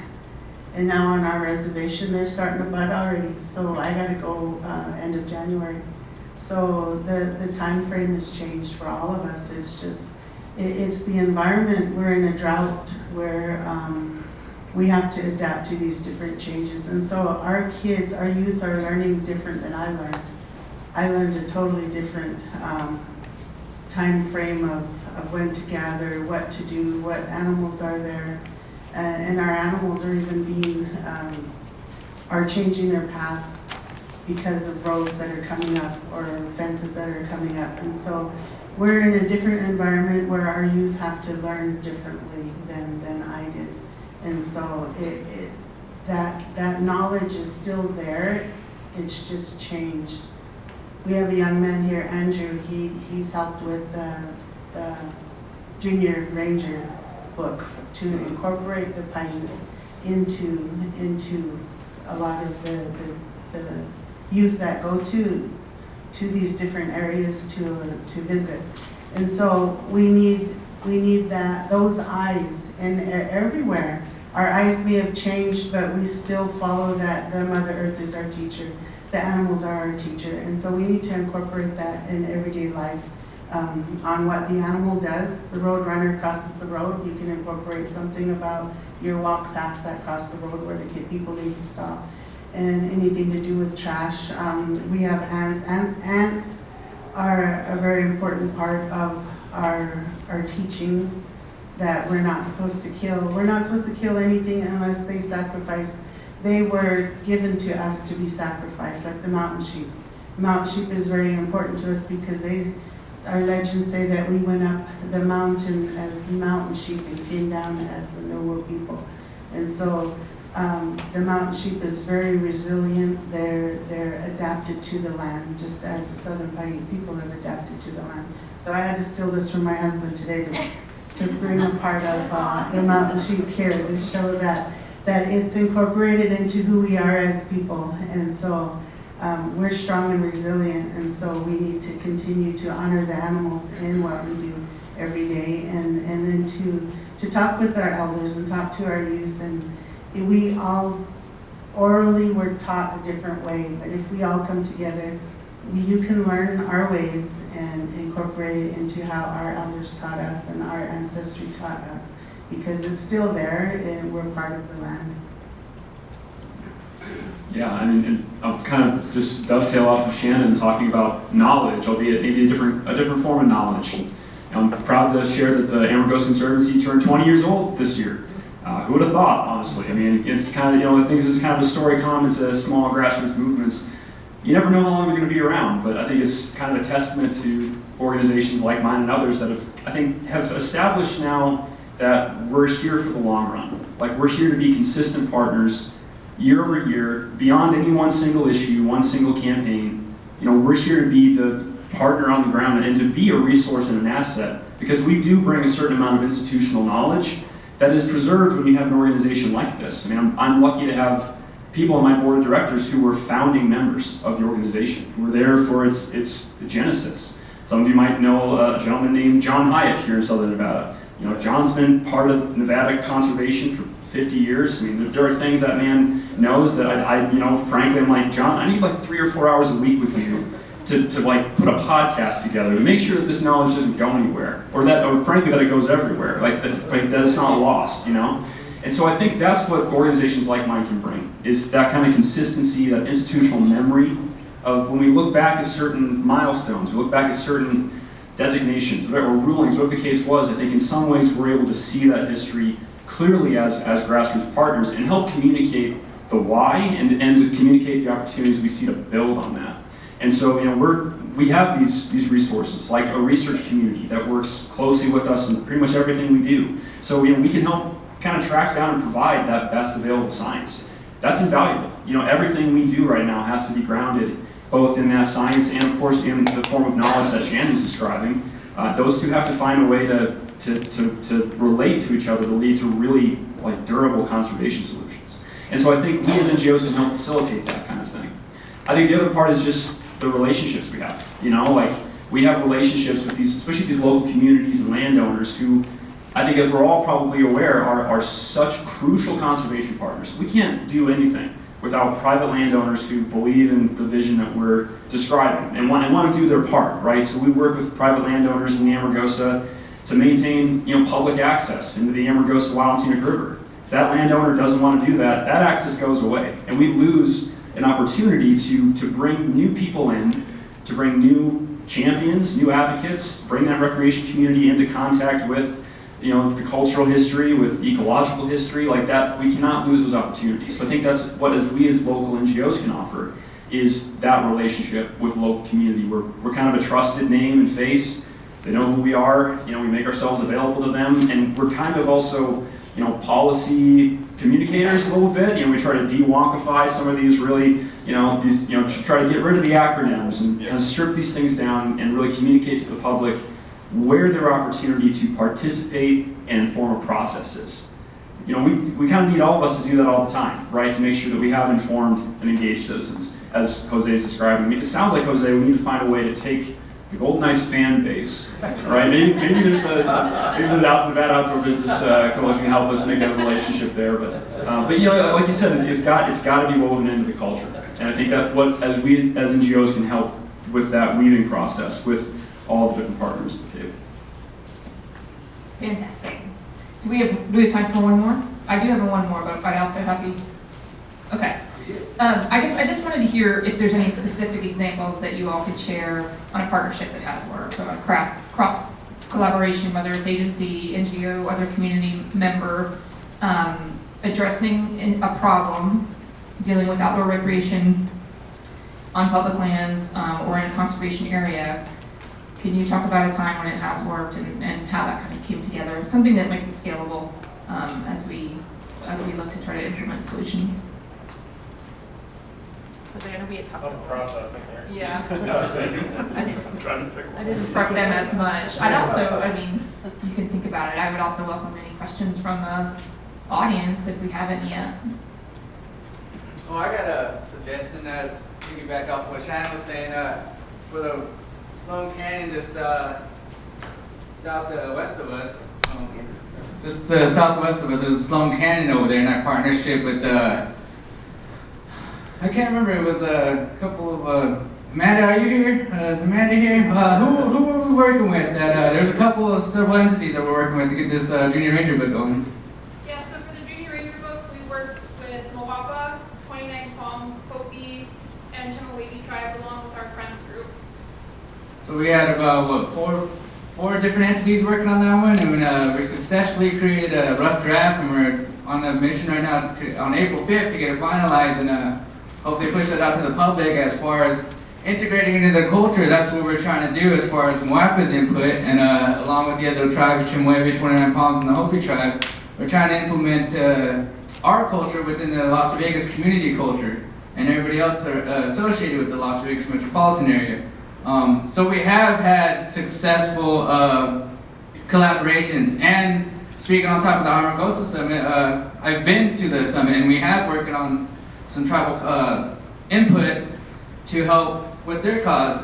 So we are working continuously and have worked successfully in the past to create some educational assets for the community and for everybody's benefit. Not only is it for the community, but as you know, since we're all recreationalists, that not only local people will come here, but people from all over the world. I worked in the Grand Canyon. I have people coming from Germany, Australia, people who are 60 to 90 years old, bringing their little grandchildren here. And that's giving me the opportunity to teach them about my little community, the Southern Paiute, all the way from Moapa to Chemehuevi 29 Pines, all the way up to Shivwits, about who we are. And I get that opportunity to let them know that we're still here, and they're teaching that, telling their little buddies all across the world about these little desert folk.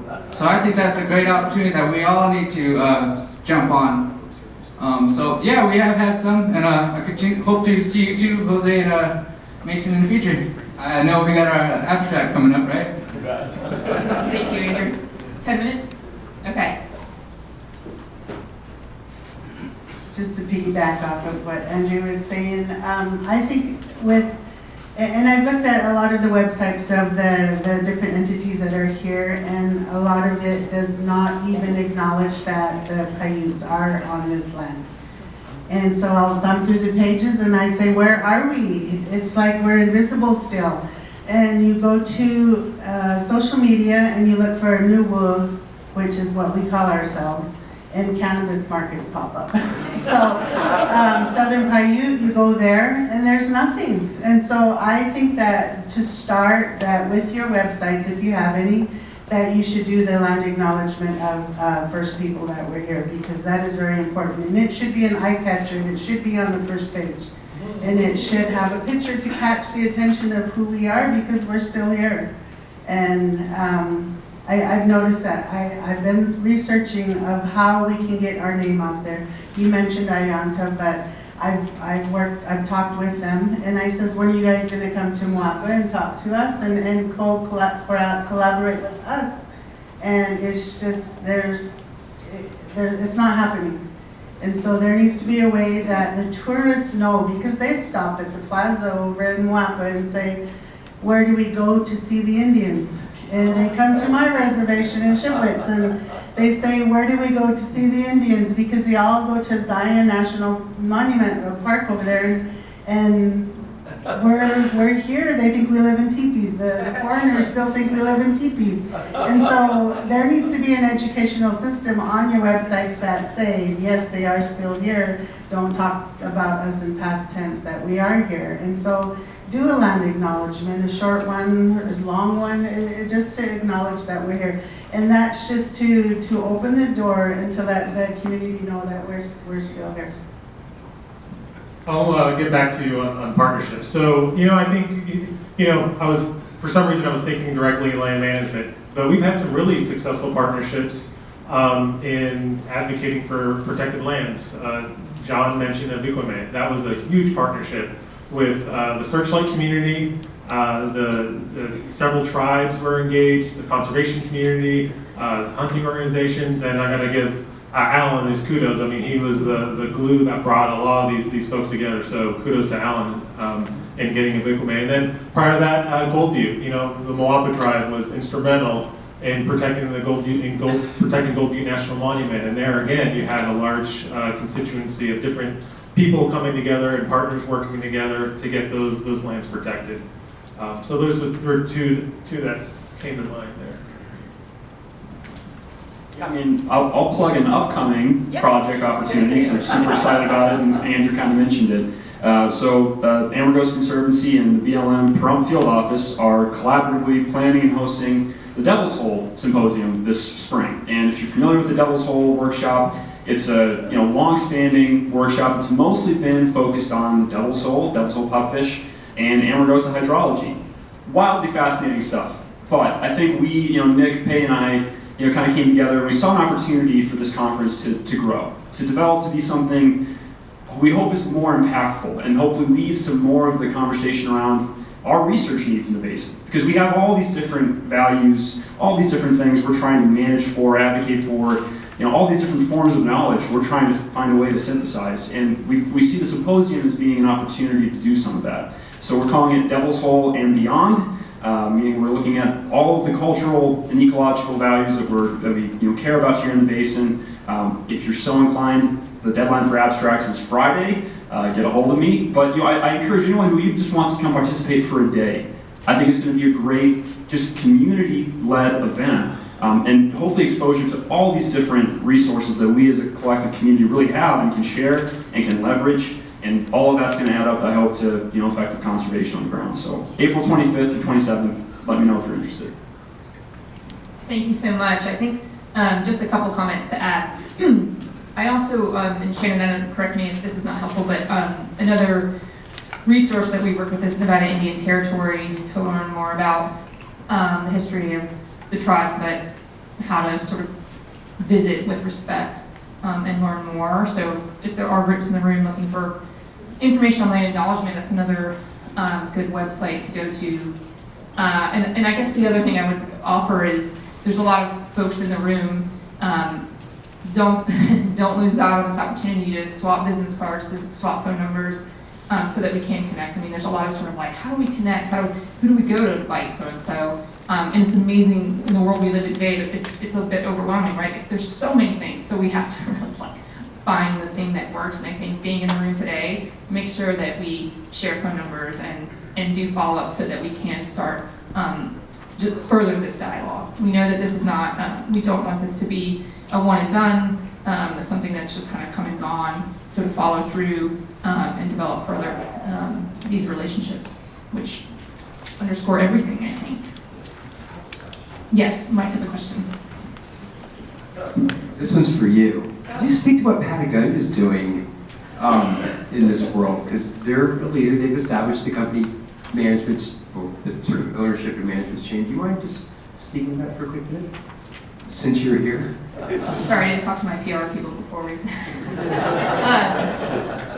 Yeah, I mean, Patagonia, we have a very broad tagline. This is a marketing special, to say we're in business to save the home planet.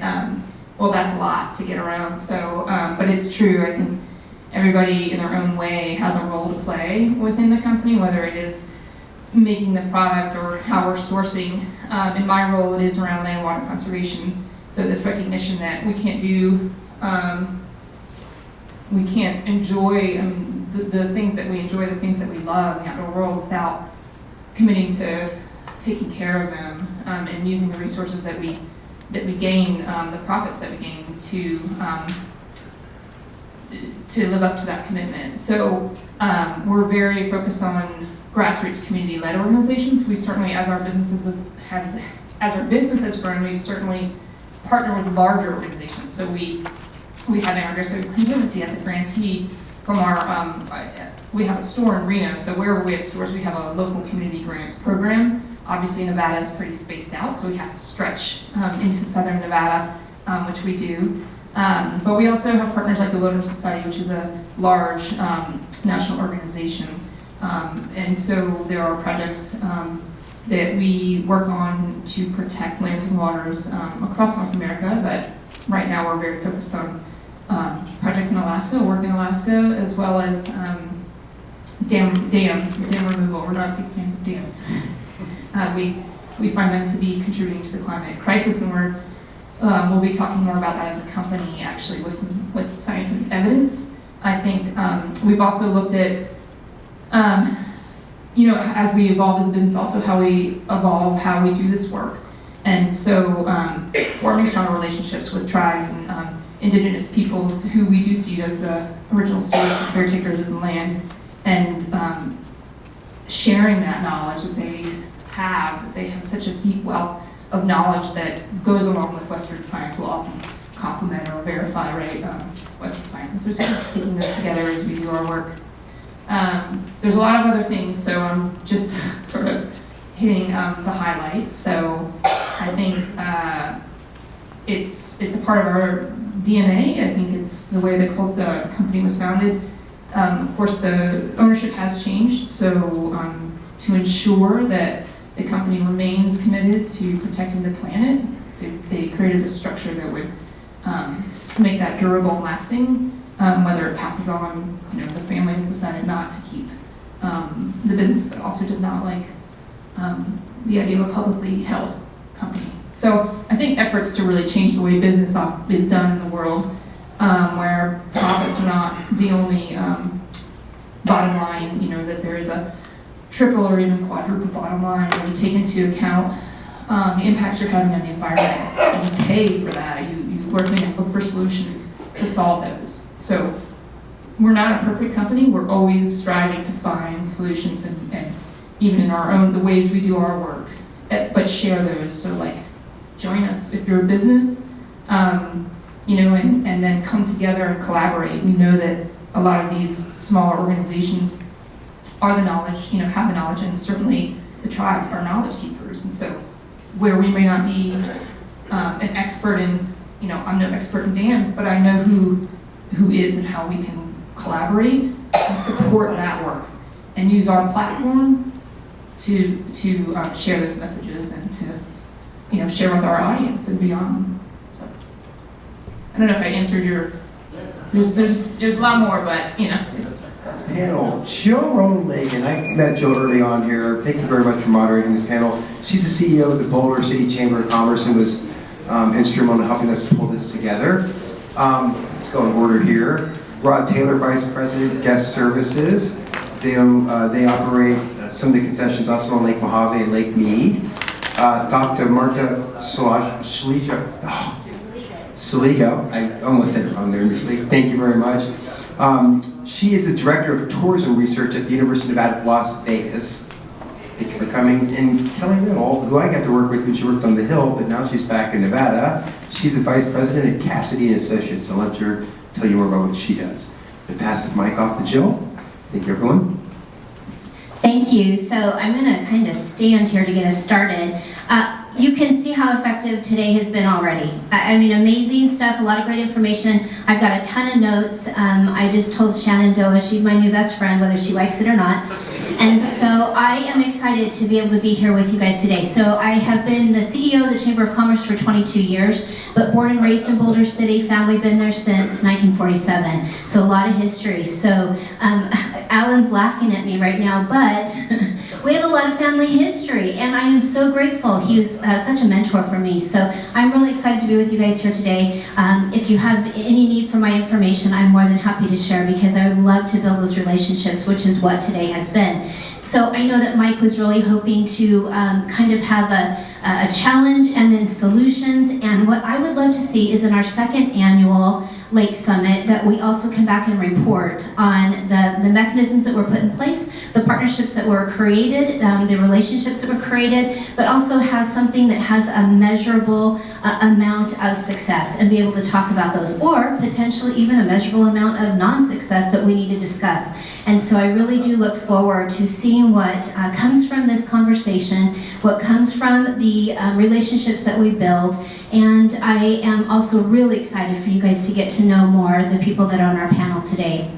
So, you know, and actually something Denise said when she was talking about the checkerboard, that, you know, we see that with all the different ownerships around the state. I also kind of see us, not so much as a checkerboard, but as a quilt, because we are all the threads that are building what that looks like. Yeah, it's all a little different. Every quilt score is a little bit different, but we're really the threads that build that. And then that represents the communities and the visitors, the guests. Whether those guests that are coming into the parks happen to be, they live here, they're locals, or they're guests that we're bringing from out of the country, from out of the state. I also am a commissioner for Nevada Commission on Tourism. I'm very grateful that we've got Rafael Villanueva, who's our new CEO of Travel Nevada, here today. We're glad to have his leadership, because this is a statewide conversation as well. And so we want to make sure that on the tourism side, that when we are doing that advertising, that promotion, when we're going to foreign countries and bringing those individuals here, that we are doing it responsibly and that we're bringing them to the right places. I had zero clue that Shanandoah was open to allowing us to promote more and to make sure that we are telling those stories. I don't have any of that information on those resources on my website, but that will get corrected by tomorrow. So I want to make sure that we're telling the right message, we're being responsible, but that we also realize that we need each other, right? Business and industry needs those public lands. Public lands need to make sure that, especially in these gateway communities, that we're also there, and it happens to create that viable relationship. And so today we're going to do a little bit more of an interview kind of style, so just passing the mic. A lot of the information that was discussed already leading up to this had take over a little bit of some of the questions that we originally practiced. So we're not practicing. So right now we're just going to go and we're going to just take it off the cuff and we're going to give it a try. So I'm going to actually start with Rod. With your vast experience in the outdoor industry, what challenges and gaps exist for the businesses within respect to outdoor recreation, especially within our recreation areas? She doesn't have the answers.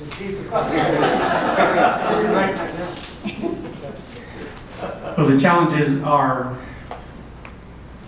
the partners understanding one another. You know, a good friend of mine for years ago, we talked about seek first to understand before wanting to be understood. And both sides need to do that, you know, to accomplish the same thing. So those are the challenges, is to get both parties or all parties to understand what the other person is wanting or needing or wants to see out of whatever that conversation is, whatever the agreement is. It's a partnership. And again, it goes to another statement of win-win. You know, you don't want to move towards win-lose or lose-win. You want to have a win-win, both parties win, both sides win, all parties win. And that's how it should be, so that when we're communicating with one another, it's from a good place. And when you know that you're communicating or talking or trying to do something and everybody's coming from a good place, only good things can happen. And so that's what I feel that always has to be put out there first. I love that. And knowing your history, knowing that, how long have you been with, as a concessioner or had involvement with the Lake Mead National Recreation Area and all of Mojave and Mead? I got here in 1995, so 27 years. So a lot of it has evolved. And could you say that you've seen the relationships that you've forged and the network that you've built increase when it comes to working with the different agencies and the different entities? Yeah, the main part, like I said, is, with Mike coming on board, obviously provides an enormous amount of stability for all of our teams and all of our properties, all of our concessionaires, because the messaging becomes clear, the messaging becomes consistent, and we all need to have a clear and consistent message so that we can move in the same direction. Because if it's not, then people start scattering and looking at the wrong, the wrong goal, or the wrong, the brass ring is in the wrong spot. So since we've come, Alan was here years ago when I first started, and it was a great relationship, and he went that way, and Bill Dickinson and, the leadership. And then we had that period of time where we didn't have a superintendent, so the message was all over the place. And now that we have one, we are so looking forward to what we can accomplish. I love that, and I realize your boss is here, but we're not blowing smoke. We are absolutely serious. There was a huge disconnect, and I think not even just among agencies that constantly work together with the parks, but also with our elected officials. That was such a disconnect, and then that meant, going after SNPLMA money. There wasn't a conversation happening. People didn't even realize that. I didn't even understand what was going on until I sat down with Alan and he educated me on some of the things that we were missing out on. So grateful. You are doing a fabulous job. We really, truly appreciate you, and we appreciate those with authority that put you in that position as interim and then as a permanent. So it's an excellent, I see some of your staff shaking heads. They agree, and that's good. They're behind you, and they could have shaken their head the other direction. That's awesome. Okay. So speaking to elected officials, we have some that are represented here. I had the opportunity to meet one of Susie Lee's staffers. Just love Susie Lee. We have some great elected officials right here that represent us in the state of Nevada. I would love to hear a little bit more from Kelly. How do we leverage those relationships, Kelly? Yeah, thank you. So yeah, as Mike said, I'm now with Cassidy & Associates. It's a federal government relations firm. It's based in DC, but as of August, myself and one other staffer started up the Reno office just because we have so many Western clients. But I joined the firm after nearly 7 years with Senator Rosen in Washington, DC, as her lead public lands, energy, water staffer. And I think that is something, with Nevada having over 80% federal lands, particularly in the public lands, conservation, and recreation space, whether people like it or not, there has to be collaboration and partnership and knowledge of the federal government and federal regulations and the various rules and then legislation that are related to it. And I think, I saw that firsthand. I think not everyone understands how collaborative the delegation is, specifically the Nevada delegation, and how, across party lines, whether it's the House or the Senate, North or South, really all the members are there for the constituents and for the public. And I think, an example is for Lake Mead specifically, is the boat ramp issue. When I was with the senator back in 2022, we had a constituent, a boater, call our office and just share their frustration with the various closures of the boat ramps, and it was kind of my job, because it got somehow on my desk, that there was a message that someone called, and I got to call this individual, and then he connected me to concessionaires who also were sharing concerns, and then I got to talk a little more with NPS, more than I had before, and then fast forward to 2023 with the low water plan, I definitely got a lot more involved, and I think it sort of showed that, number one, when you do reach out to electeds, like they do want to listen. And I think number two, that was an example of a really strong coalition coming to the electeds. It wasn't just, like, yes, for at least my experience, it started with business owners and recreation partners, but, you know, I heard from nonprofits, I heard from tribal members, it was sort of like a lot of different people and a large coalition concerned. And I think people kind of forget that, yes, yeah, like, okay, I'll tell them, but what will they do? I think what's unique about our federal delegation is that, yeah, they have oversight over these agencies, and it's not just oversight over NPS, but it's oversight into all federal agencies.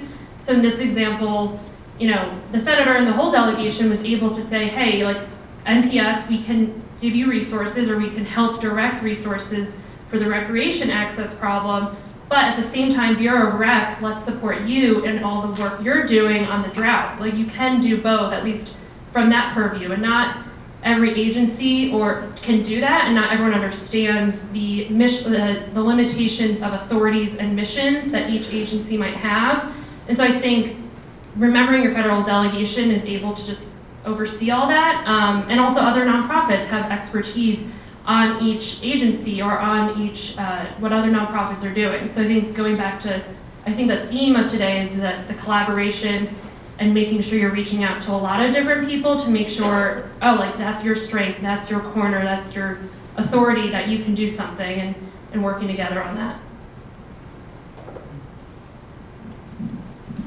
I actually should have had you keep this, because I'm going to go back to you.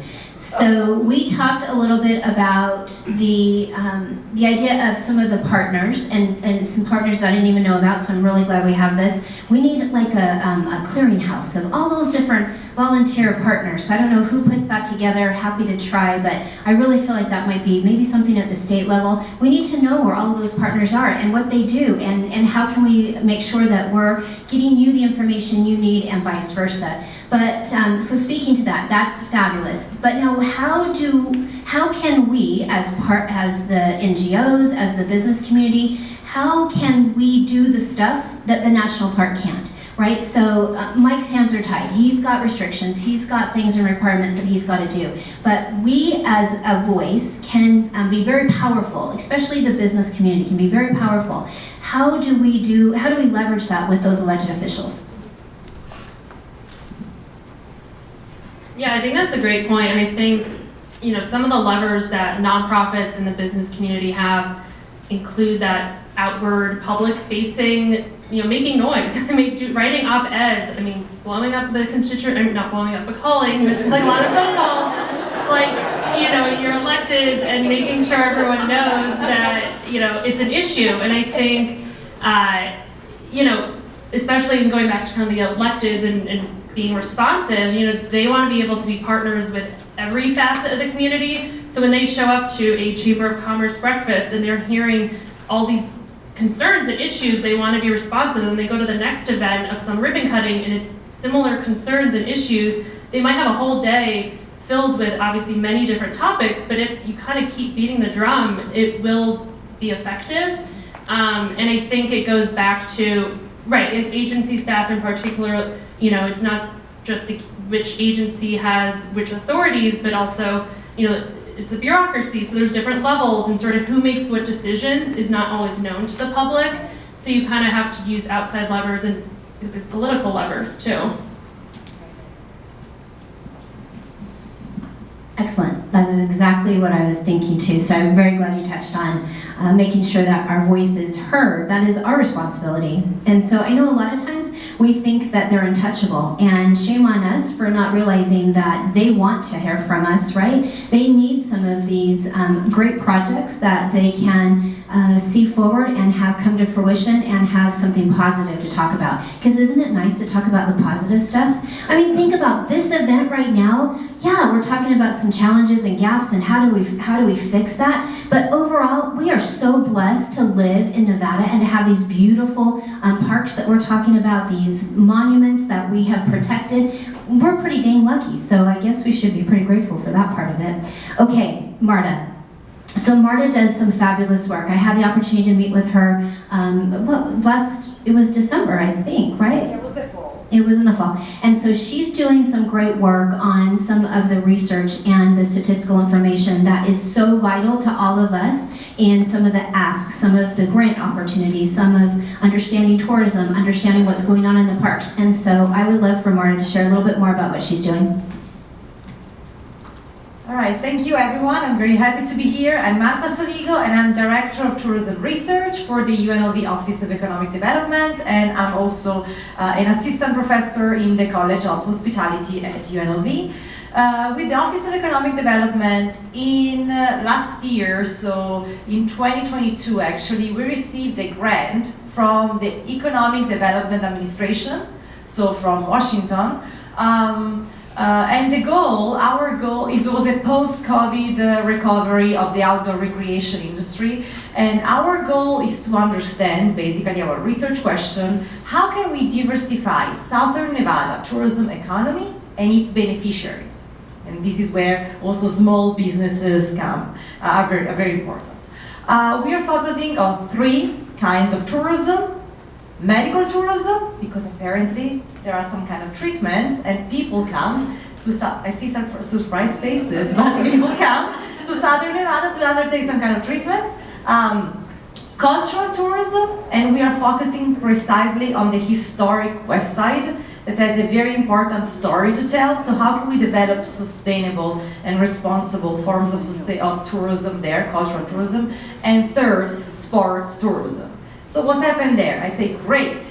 We have the Super Bowl, we have the F1, we have the Aces, we have the Golden Knights, amazing. We're gonna collect amazing data with my team of researchers, and one is here, Majabi, my research assistant is there. I was like, great, we're gonna collect so many data on people coming here to watch spectator sports. Great, Las Vegas is becoming one of the capitals of sports. And then I was speaking with Amanda there at the Office of Economic Development at UNLV, and we were saying, why don't we analyze people coming here to undertake some kind of sports, such as outdoor recreation? Why we didn't think about it before? So we started this big project on outdoor recreation in Southern Nevada.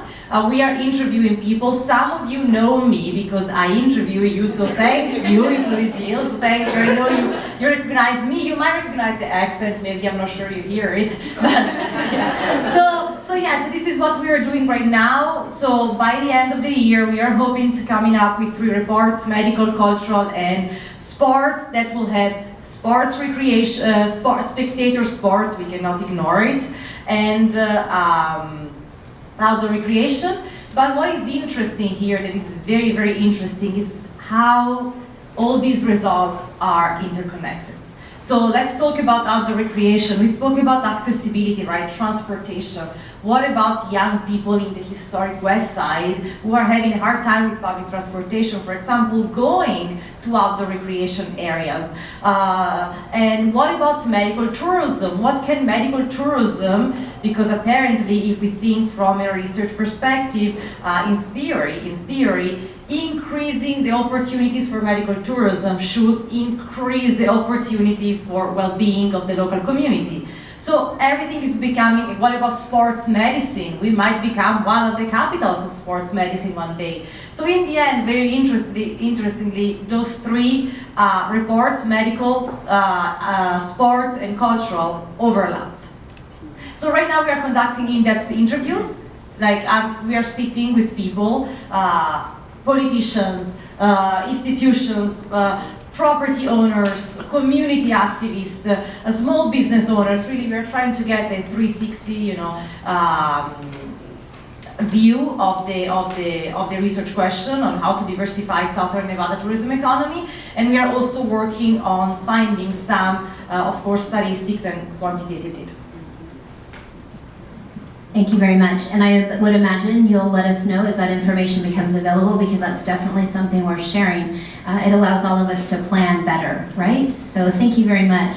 So Rod, I'm going to come back to you. As we visited previous to the event, we talked about maybe a couple of things that were very specific to the concessioners, to the CUAs, that were potential problems, issues, or concerns that could also might have the opportunity to have some resolution. And one of those was permitting and regulations. Can you talk a little bit about that?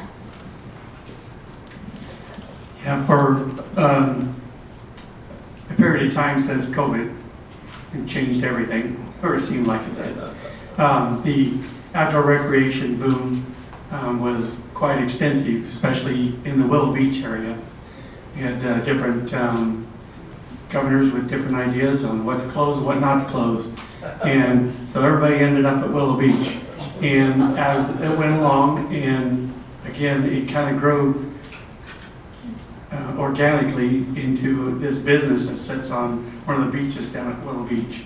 And there's hundreds of kayaks down there work on a daily basis, you know, and it was the Wild West down there basically.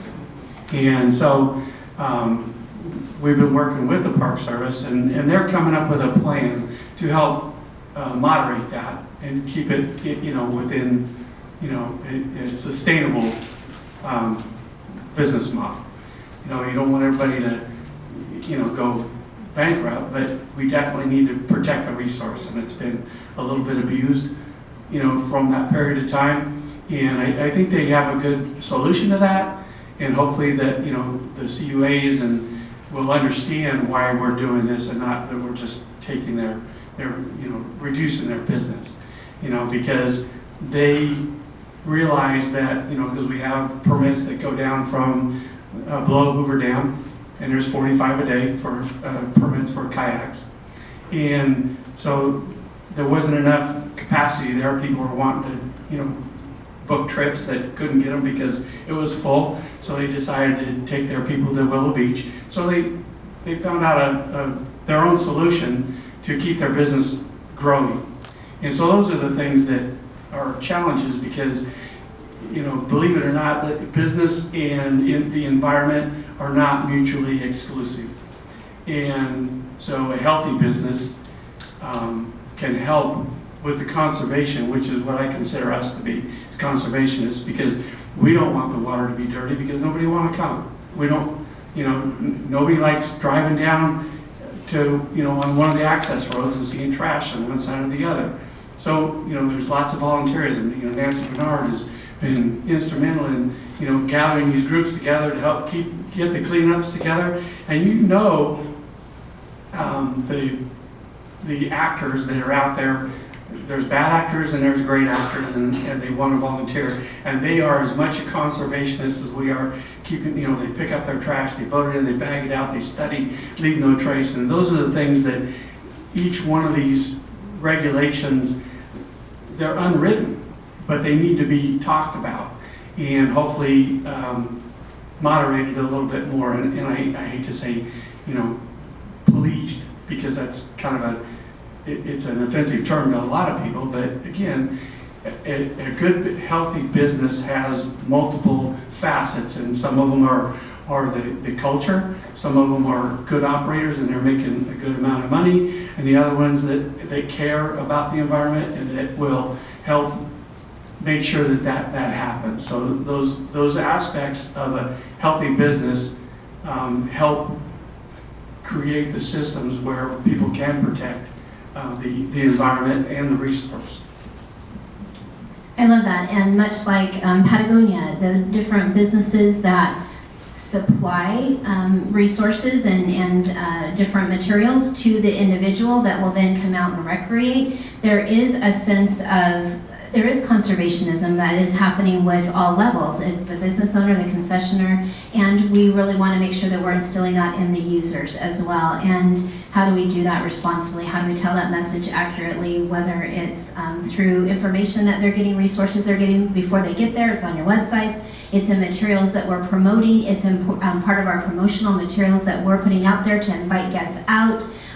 There is a way to make sure that we're all being responsible, and it's a great opportunity. So I'm really excited about the information, some of the stuff, kind of a silver lining, the stuff that came out of COVID, we've all seen some pluses, right? So some of that responsibility has also really ensured us doing the right thing and reminded us to do the right thing, because it was like bumper boats down on the river. But you know what, the good side was, it kept Boulder City alive. Our convenience stores, our gas stations, our grocery stores, they were able to stay open during those COVID times because we had more people coming out. And so, yeah, we are the backyard to the Las Vegas Valley, and thankfully we were doing way better at one point in time than even Vegas because of some of the great opportunities that we had there. So we're very glad that we have outdoor open space, and as the state of Nevada celebrates that, we talk about that, we have a lot of open space, and we invite those people to come in and take part in it. But we have to be responsible on the overuse. We want to make sure that we're doing the right things and putting things in place. And so, Kelly, I'm going to throw it down to you. We had another conversation about, particularly about regulations, permitting, some of those different processes and the overlap.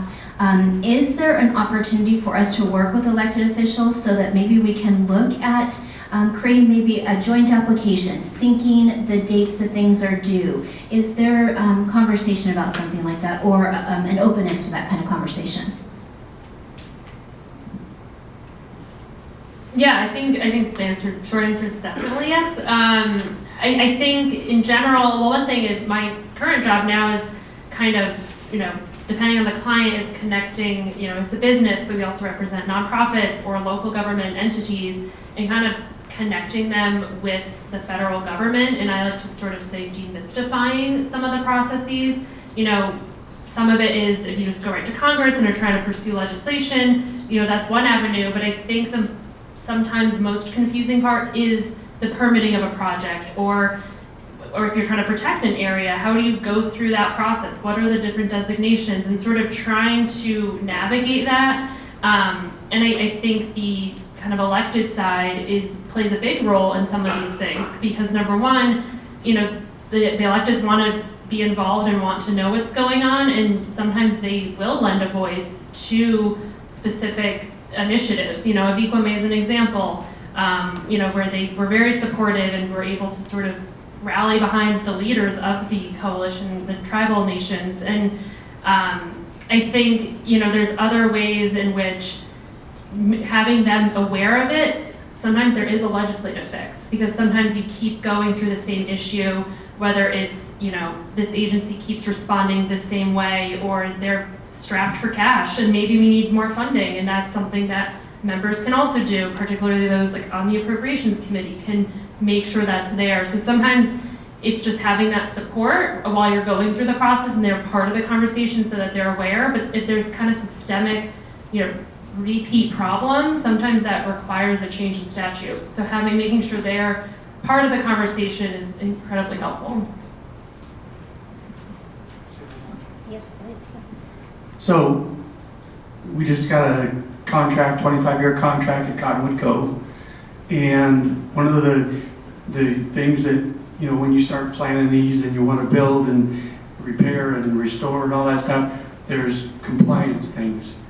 And going into it, knowing that you have these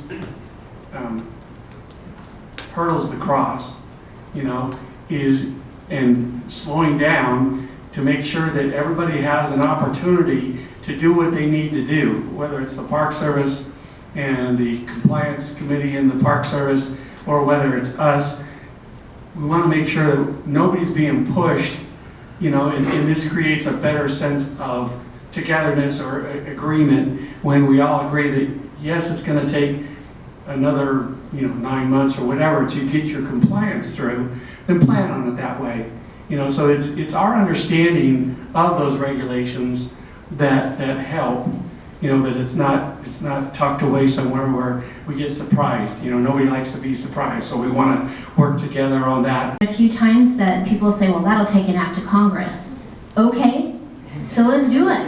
I don't get why that's such a big deal. So yeah, it's gonna take us some time, but we know some people. We know how to make that happen, right? Exactly, Alan. I mean, I think Evigwame would not have happened if someone hadn't said it's gonna take an act of Congress. Well, let's go. So I really appreciate the fact that communication has been part of the conversation, because that is absolutely essential. And whether it's as small as, you know, we have a lot of mom and pop businesses that are represented by the COAs and those that are utilizing the national parks as part of their business, whether they take tours there or somehow utilize it in some fashion. And those mom and pops need to know that they've got people that are fighting for them, who those people are, who they go to, and then we need to be responsible to report back to them and also share some of the wins. Not only talk about, oh, the low water plan's happening and we need to have a public meeting and it's gonna be ugly. We don't need to be communicating all of that all the time. Yes, that's important, we need to get them out there. But the communication also when things go right. So thank you, Mike, for having your quarterly meetings, because those quarterly, are you calling them not a podcast, it's like a public online forum, right?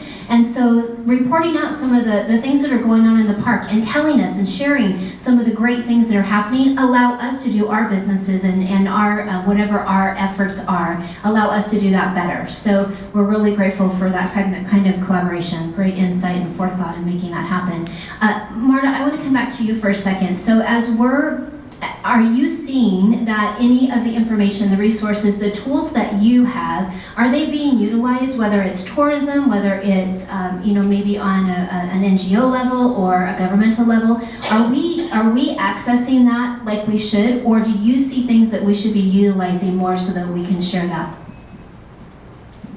So the first answer that comes to my mind is you have a pretty good university in terms of research here, use it. Okay, we are here. I can give you my info, contact me. We will be more than happy to collaborate with you on that. So if you need research, let us know. You know, we have brilliant students, graduate students that can help us.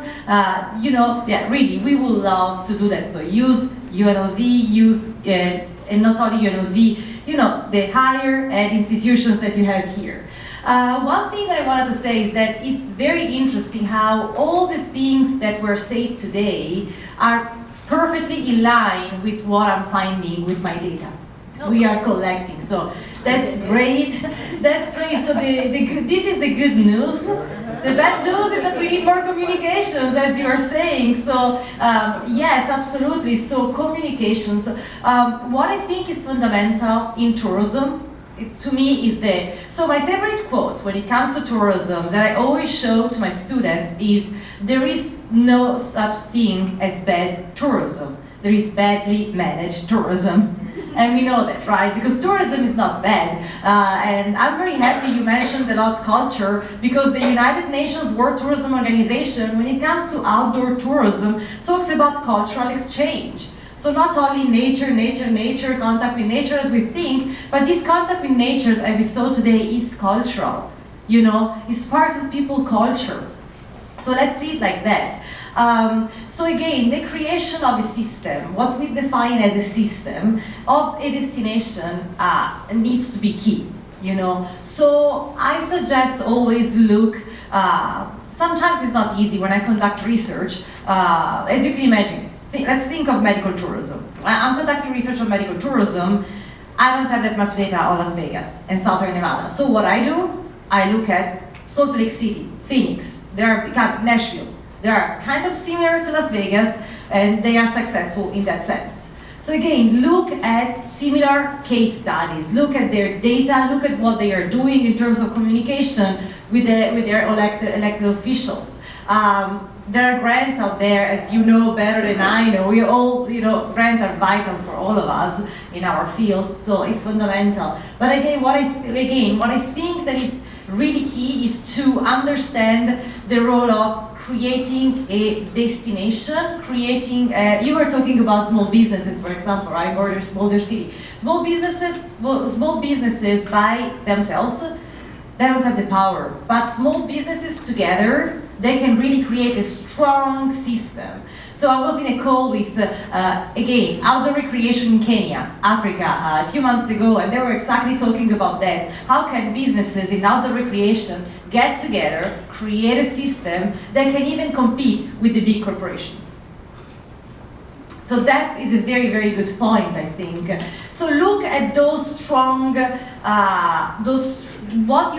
are more expert than I am in this field. What do you think is strong? Other similar destinations, what are they doing? What's their kind of communication?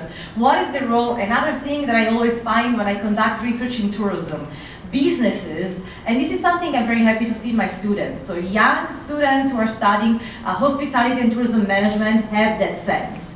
Right now, I'm very happy. Healthy competitions. Yes, businesses are competitors. Competition is good, it's the beating heart of economy, absolutely, but also healthy competition. Compete on who has the best food, right? The best bikes to sell, but work together to promote that outdoor destination. And we already had a pretty good soil, Las Vegas. We don't need to call tourists, right? We don't need to say, hey, hi, we are Las Vegas. We are in the front. I think everyone knows that, right? That we have. I agree with you. We don't, in outdoor recreation, this is what I'm finding. We don't have the same target tourists that we have on the strip usually. But that also can be a good opportunity, as a good market for diversification. But yes, create the system. I think that's one of the main findings, and look at similar destinations. Thank you very much. And so I also want to make sure that we as leaders in this room are doing it responsibly with that idea in mind of being good stewards. And it can be done. It's been done before, it can be done. The research proves it, and so I really encourage you to make sure you're connecting with MARTA as you're putting some of those programs together. Okay, so Stephanie Dawn, I know you're here somewhere, give a wave. Stephanie has been instrumental in the More to Mead program. So what are we missing? What can we focus on? What happens if we have absolutely no motorized boat traffic on the lake? What happens next, right? So we need to be studying that. We need to be thinking about what that looks like, because that would be devastating, and we saw that was actually what created so much concern with the low water plan was if you take all of the boats away, no motorized boats, no more launch ramps, what's going to happen? And that was something we had to think about. It made us open our minds and our thoughts and ideas to it. So I'm grateful that More to Mead is helping us understand what are we missing, what more can we be looking at, and it also is opening the eyes to some of the recreational opportunities that would be such as OHV. How is that done effectively and with good stewardship, with conservation in mind, but give them the tools to do it the right way so they quit doing it the wrong way. So having that conversation, I'm really, really grateful for the efforts that she's in charge of. And so I wanted to come back to you, Rod. Are you seeing something that we could maybe focus on and that maybe should be part of the conversation with More to Mead? What can concessioners, or have you seen that is missing that might need to be part of the new conversation?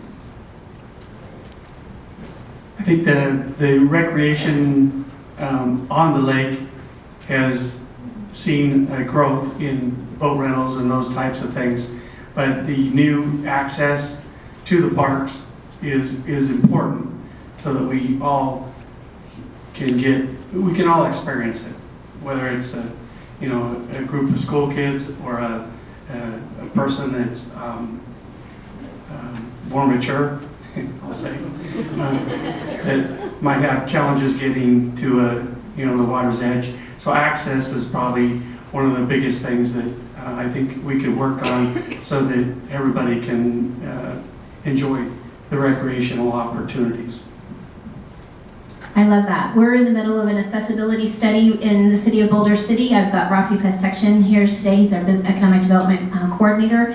We want to make sure that as we are inviting these guests, that we are also accommodating those guests. And the same thing, I'm sure, at the lake. And so I'm sure that's probably already part of Stephanie's directive. But I love the idea that as a concessionaire, as a business owner, you're also thinking about making sure that we can accommodate everybody. So thank you guys all so much. I truly appreciate your time today. As we kind of close things up, I just want to make sure that everybody knows that the end goal here is to not only find challenges, but also to find a solution. And so I challenge you to make sure that as we've had these conversations, that we also kind of close the loop.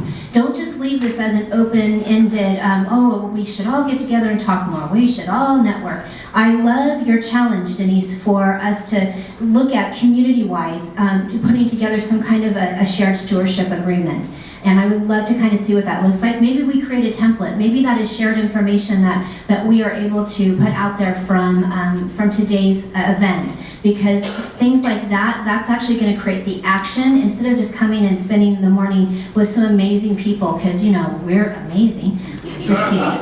But coming and spending the afternoon and morning, we really need to make sure that we're taking something away from this. So what is an actionable item that I challenge you to think about? And if it's something that I can help facilitate, please let me know. I want to be that partner for you. But you can also see the people in this room. They are the movers and shakers in these organizations and in what's going to be best for not only stewardship at the Lake Mead National Recreation Area, but also within the Gateway communities. And so thank you so much for your time. Thank you for being here. It means a lot that you're here today, so thank you. Closing remarks, and they're a little bit administrative, but I'm going to start with maybe the most important. A lot of thanks, a lot of shout outs, but I want to save and share that there were 3 people who were on the Lake Mead staff that were integral to this working today. One of them was just recently called out, but I'll start with the Chief of Staff, Krista Johnson. Krista.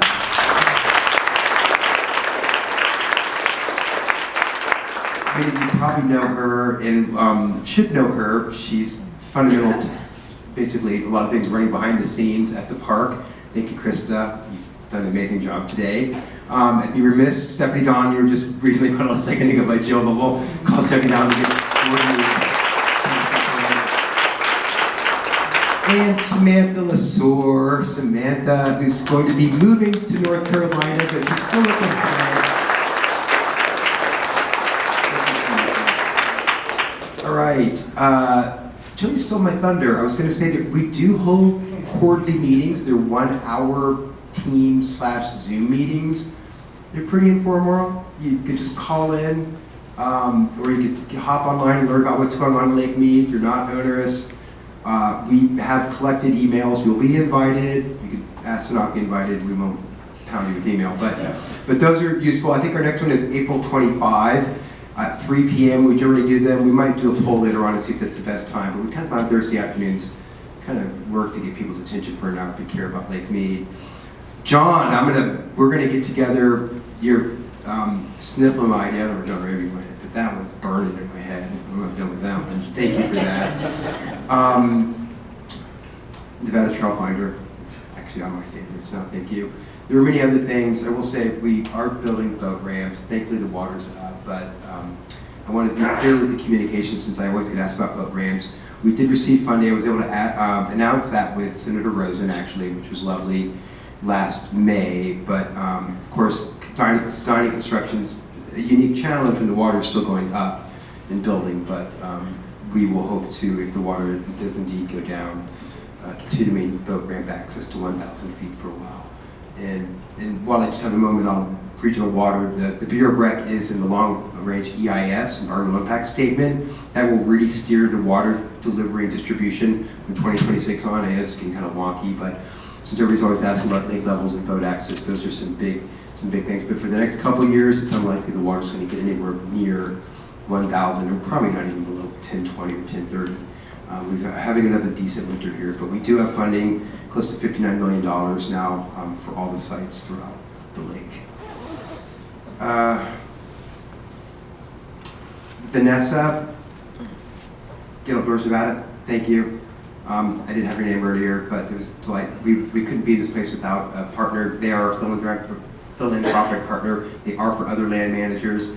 John was talking about the National Foundation for BLM, but they work with us, and we look forward to working with you more. And I really think that that's it. Thank you all. You can make a super fast out, but before you do, I realized that I was given directions. So we gave you all a questionnaire. If you just drop these off in the back, we are going to produce a report. This will be available online. Again, Get Out North Nevada, thank you for providing us a website. We'll take your questions. We will follow up. and trade business cards. And Denise, sounds like you might have the last word here today. Didn't mean to have the last word. I just want to, I can't believe I forgot to mention this when I was on the panel, but the Division of Outdoor Recreation is conducting an outdoor recreation statewide economic impact analysis. We're just about done with our RFP process, so we're going to be reaching out to everybody in this room to assist us in getting the most up-to-date data for that economic impact analysis, and hopefully that'll be available in about 8 to 10 months. So. Drive like a tortoise.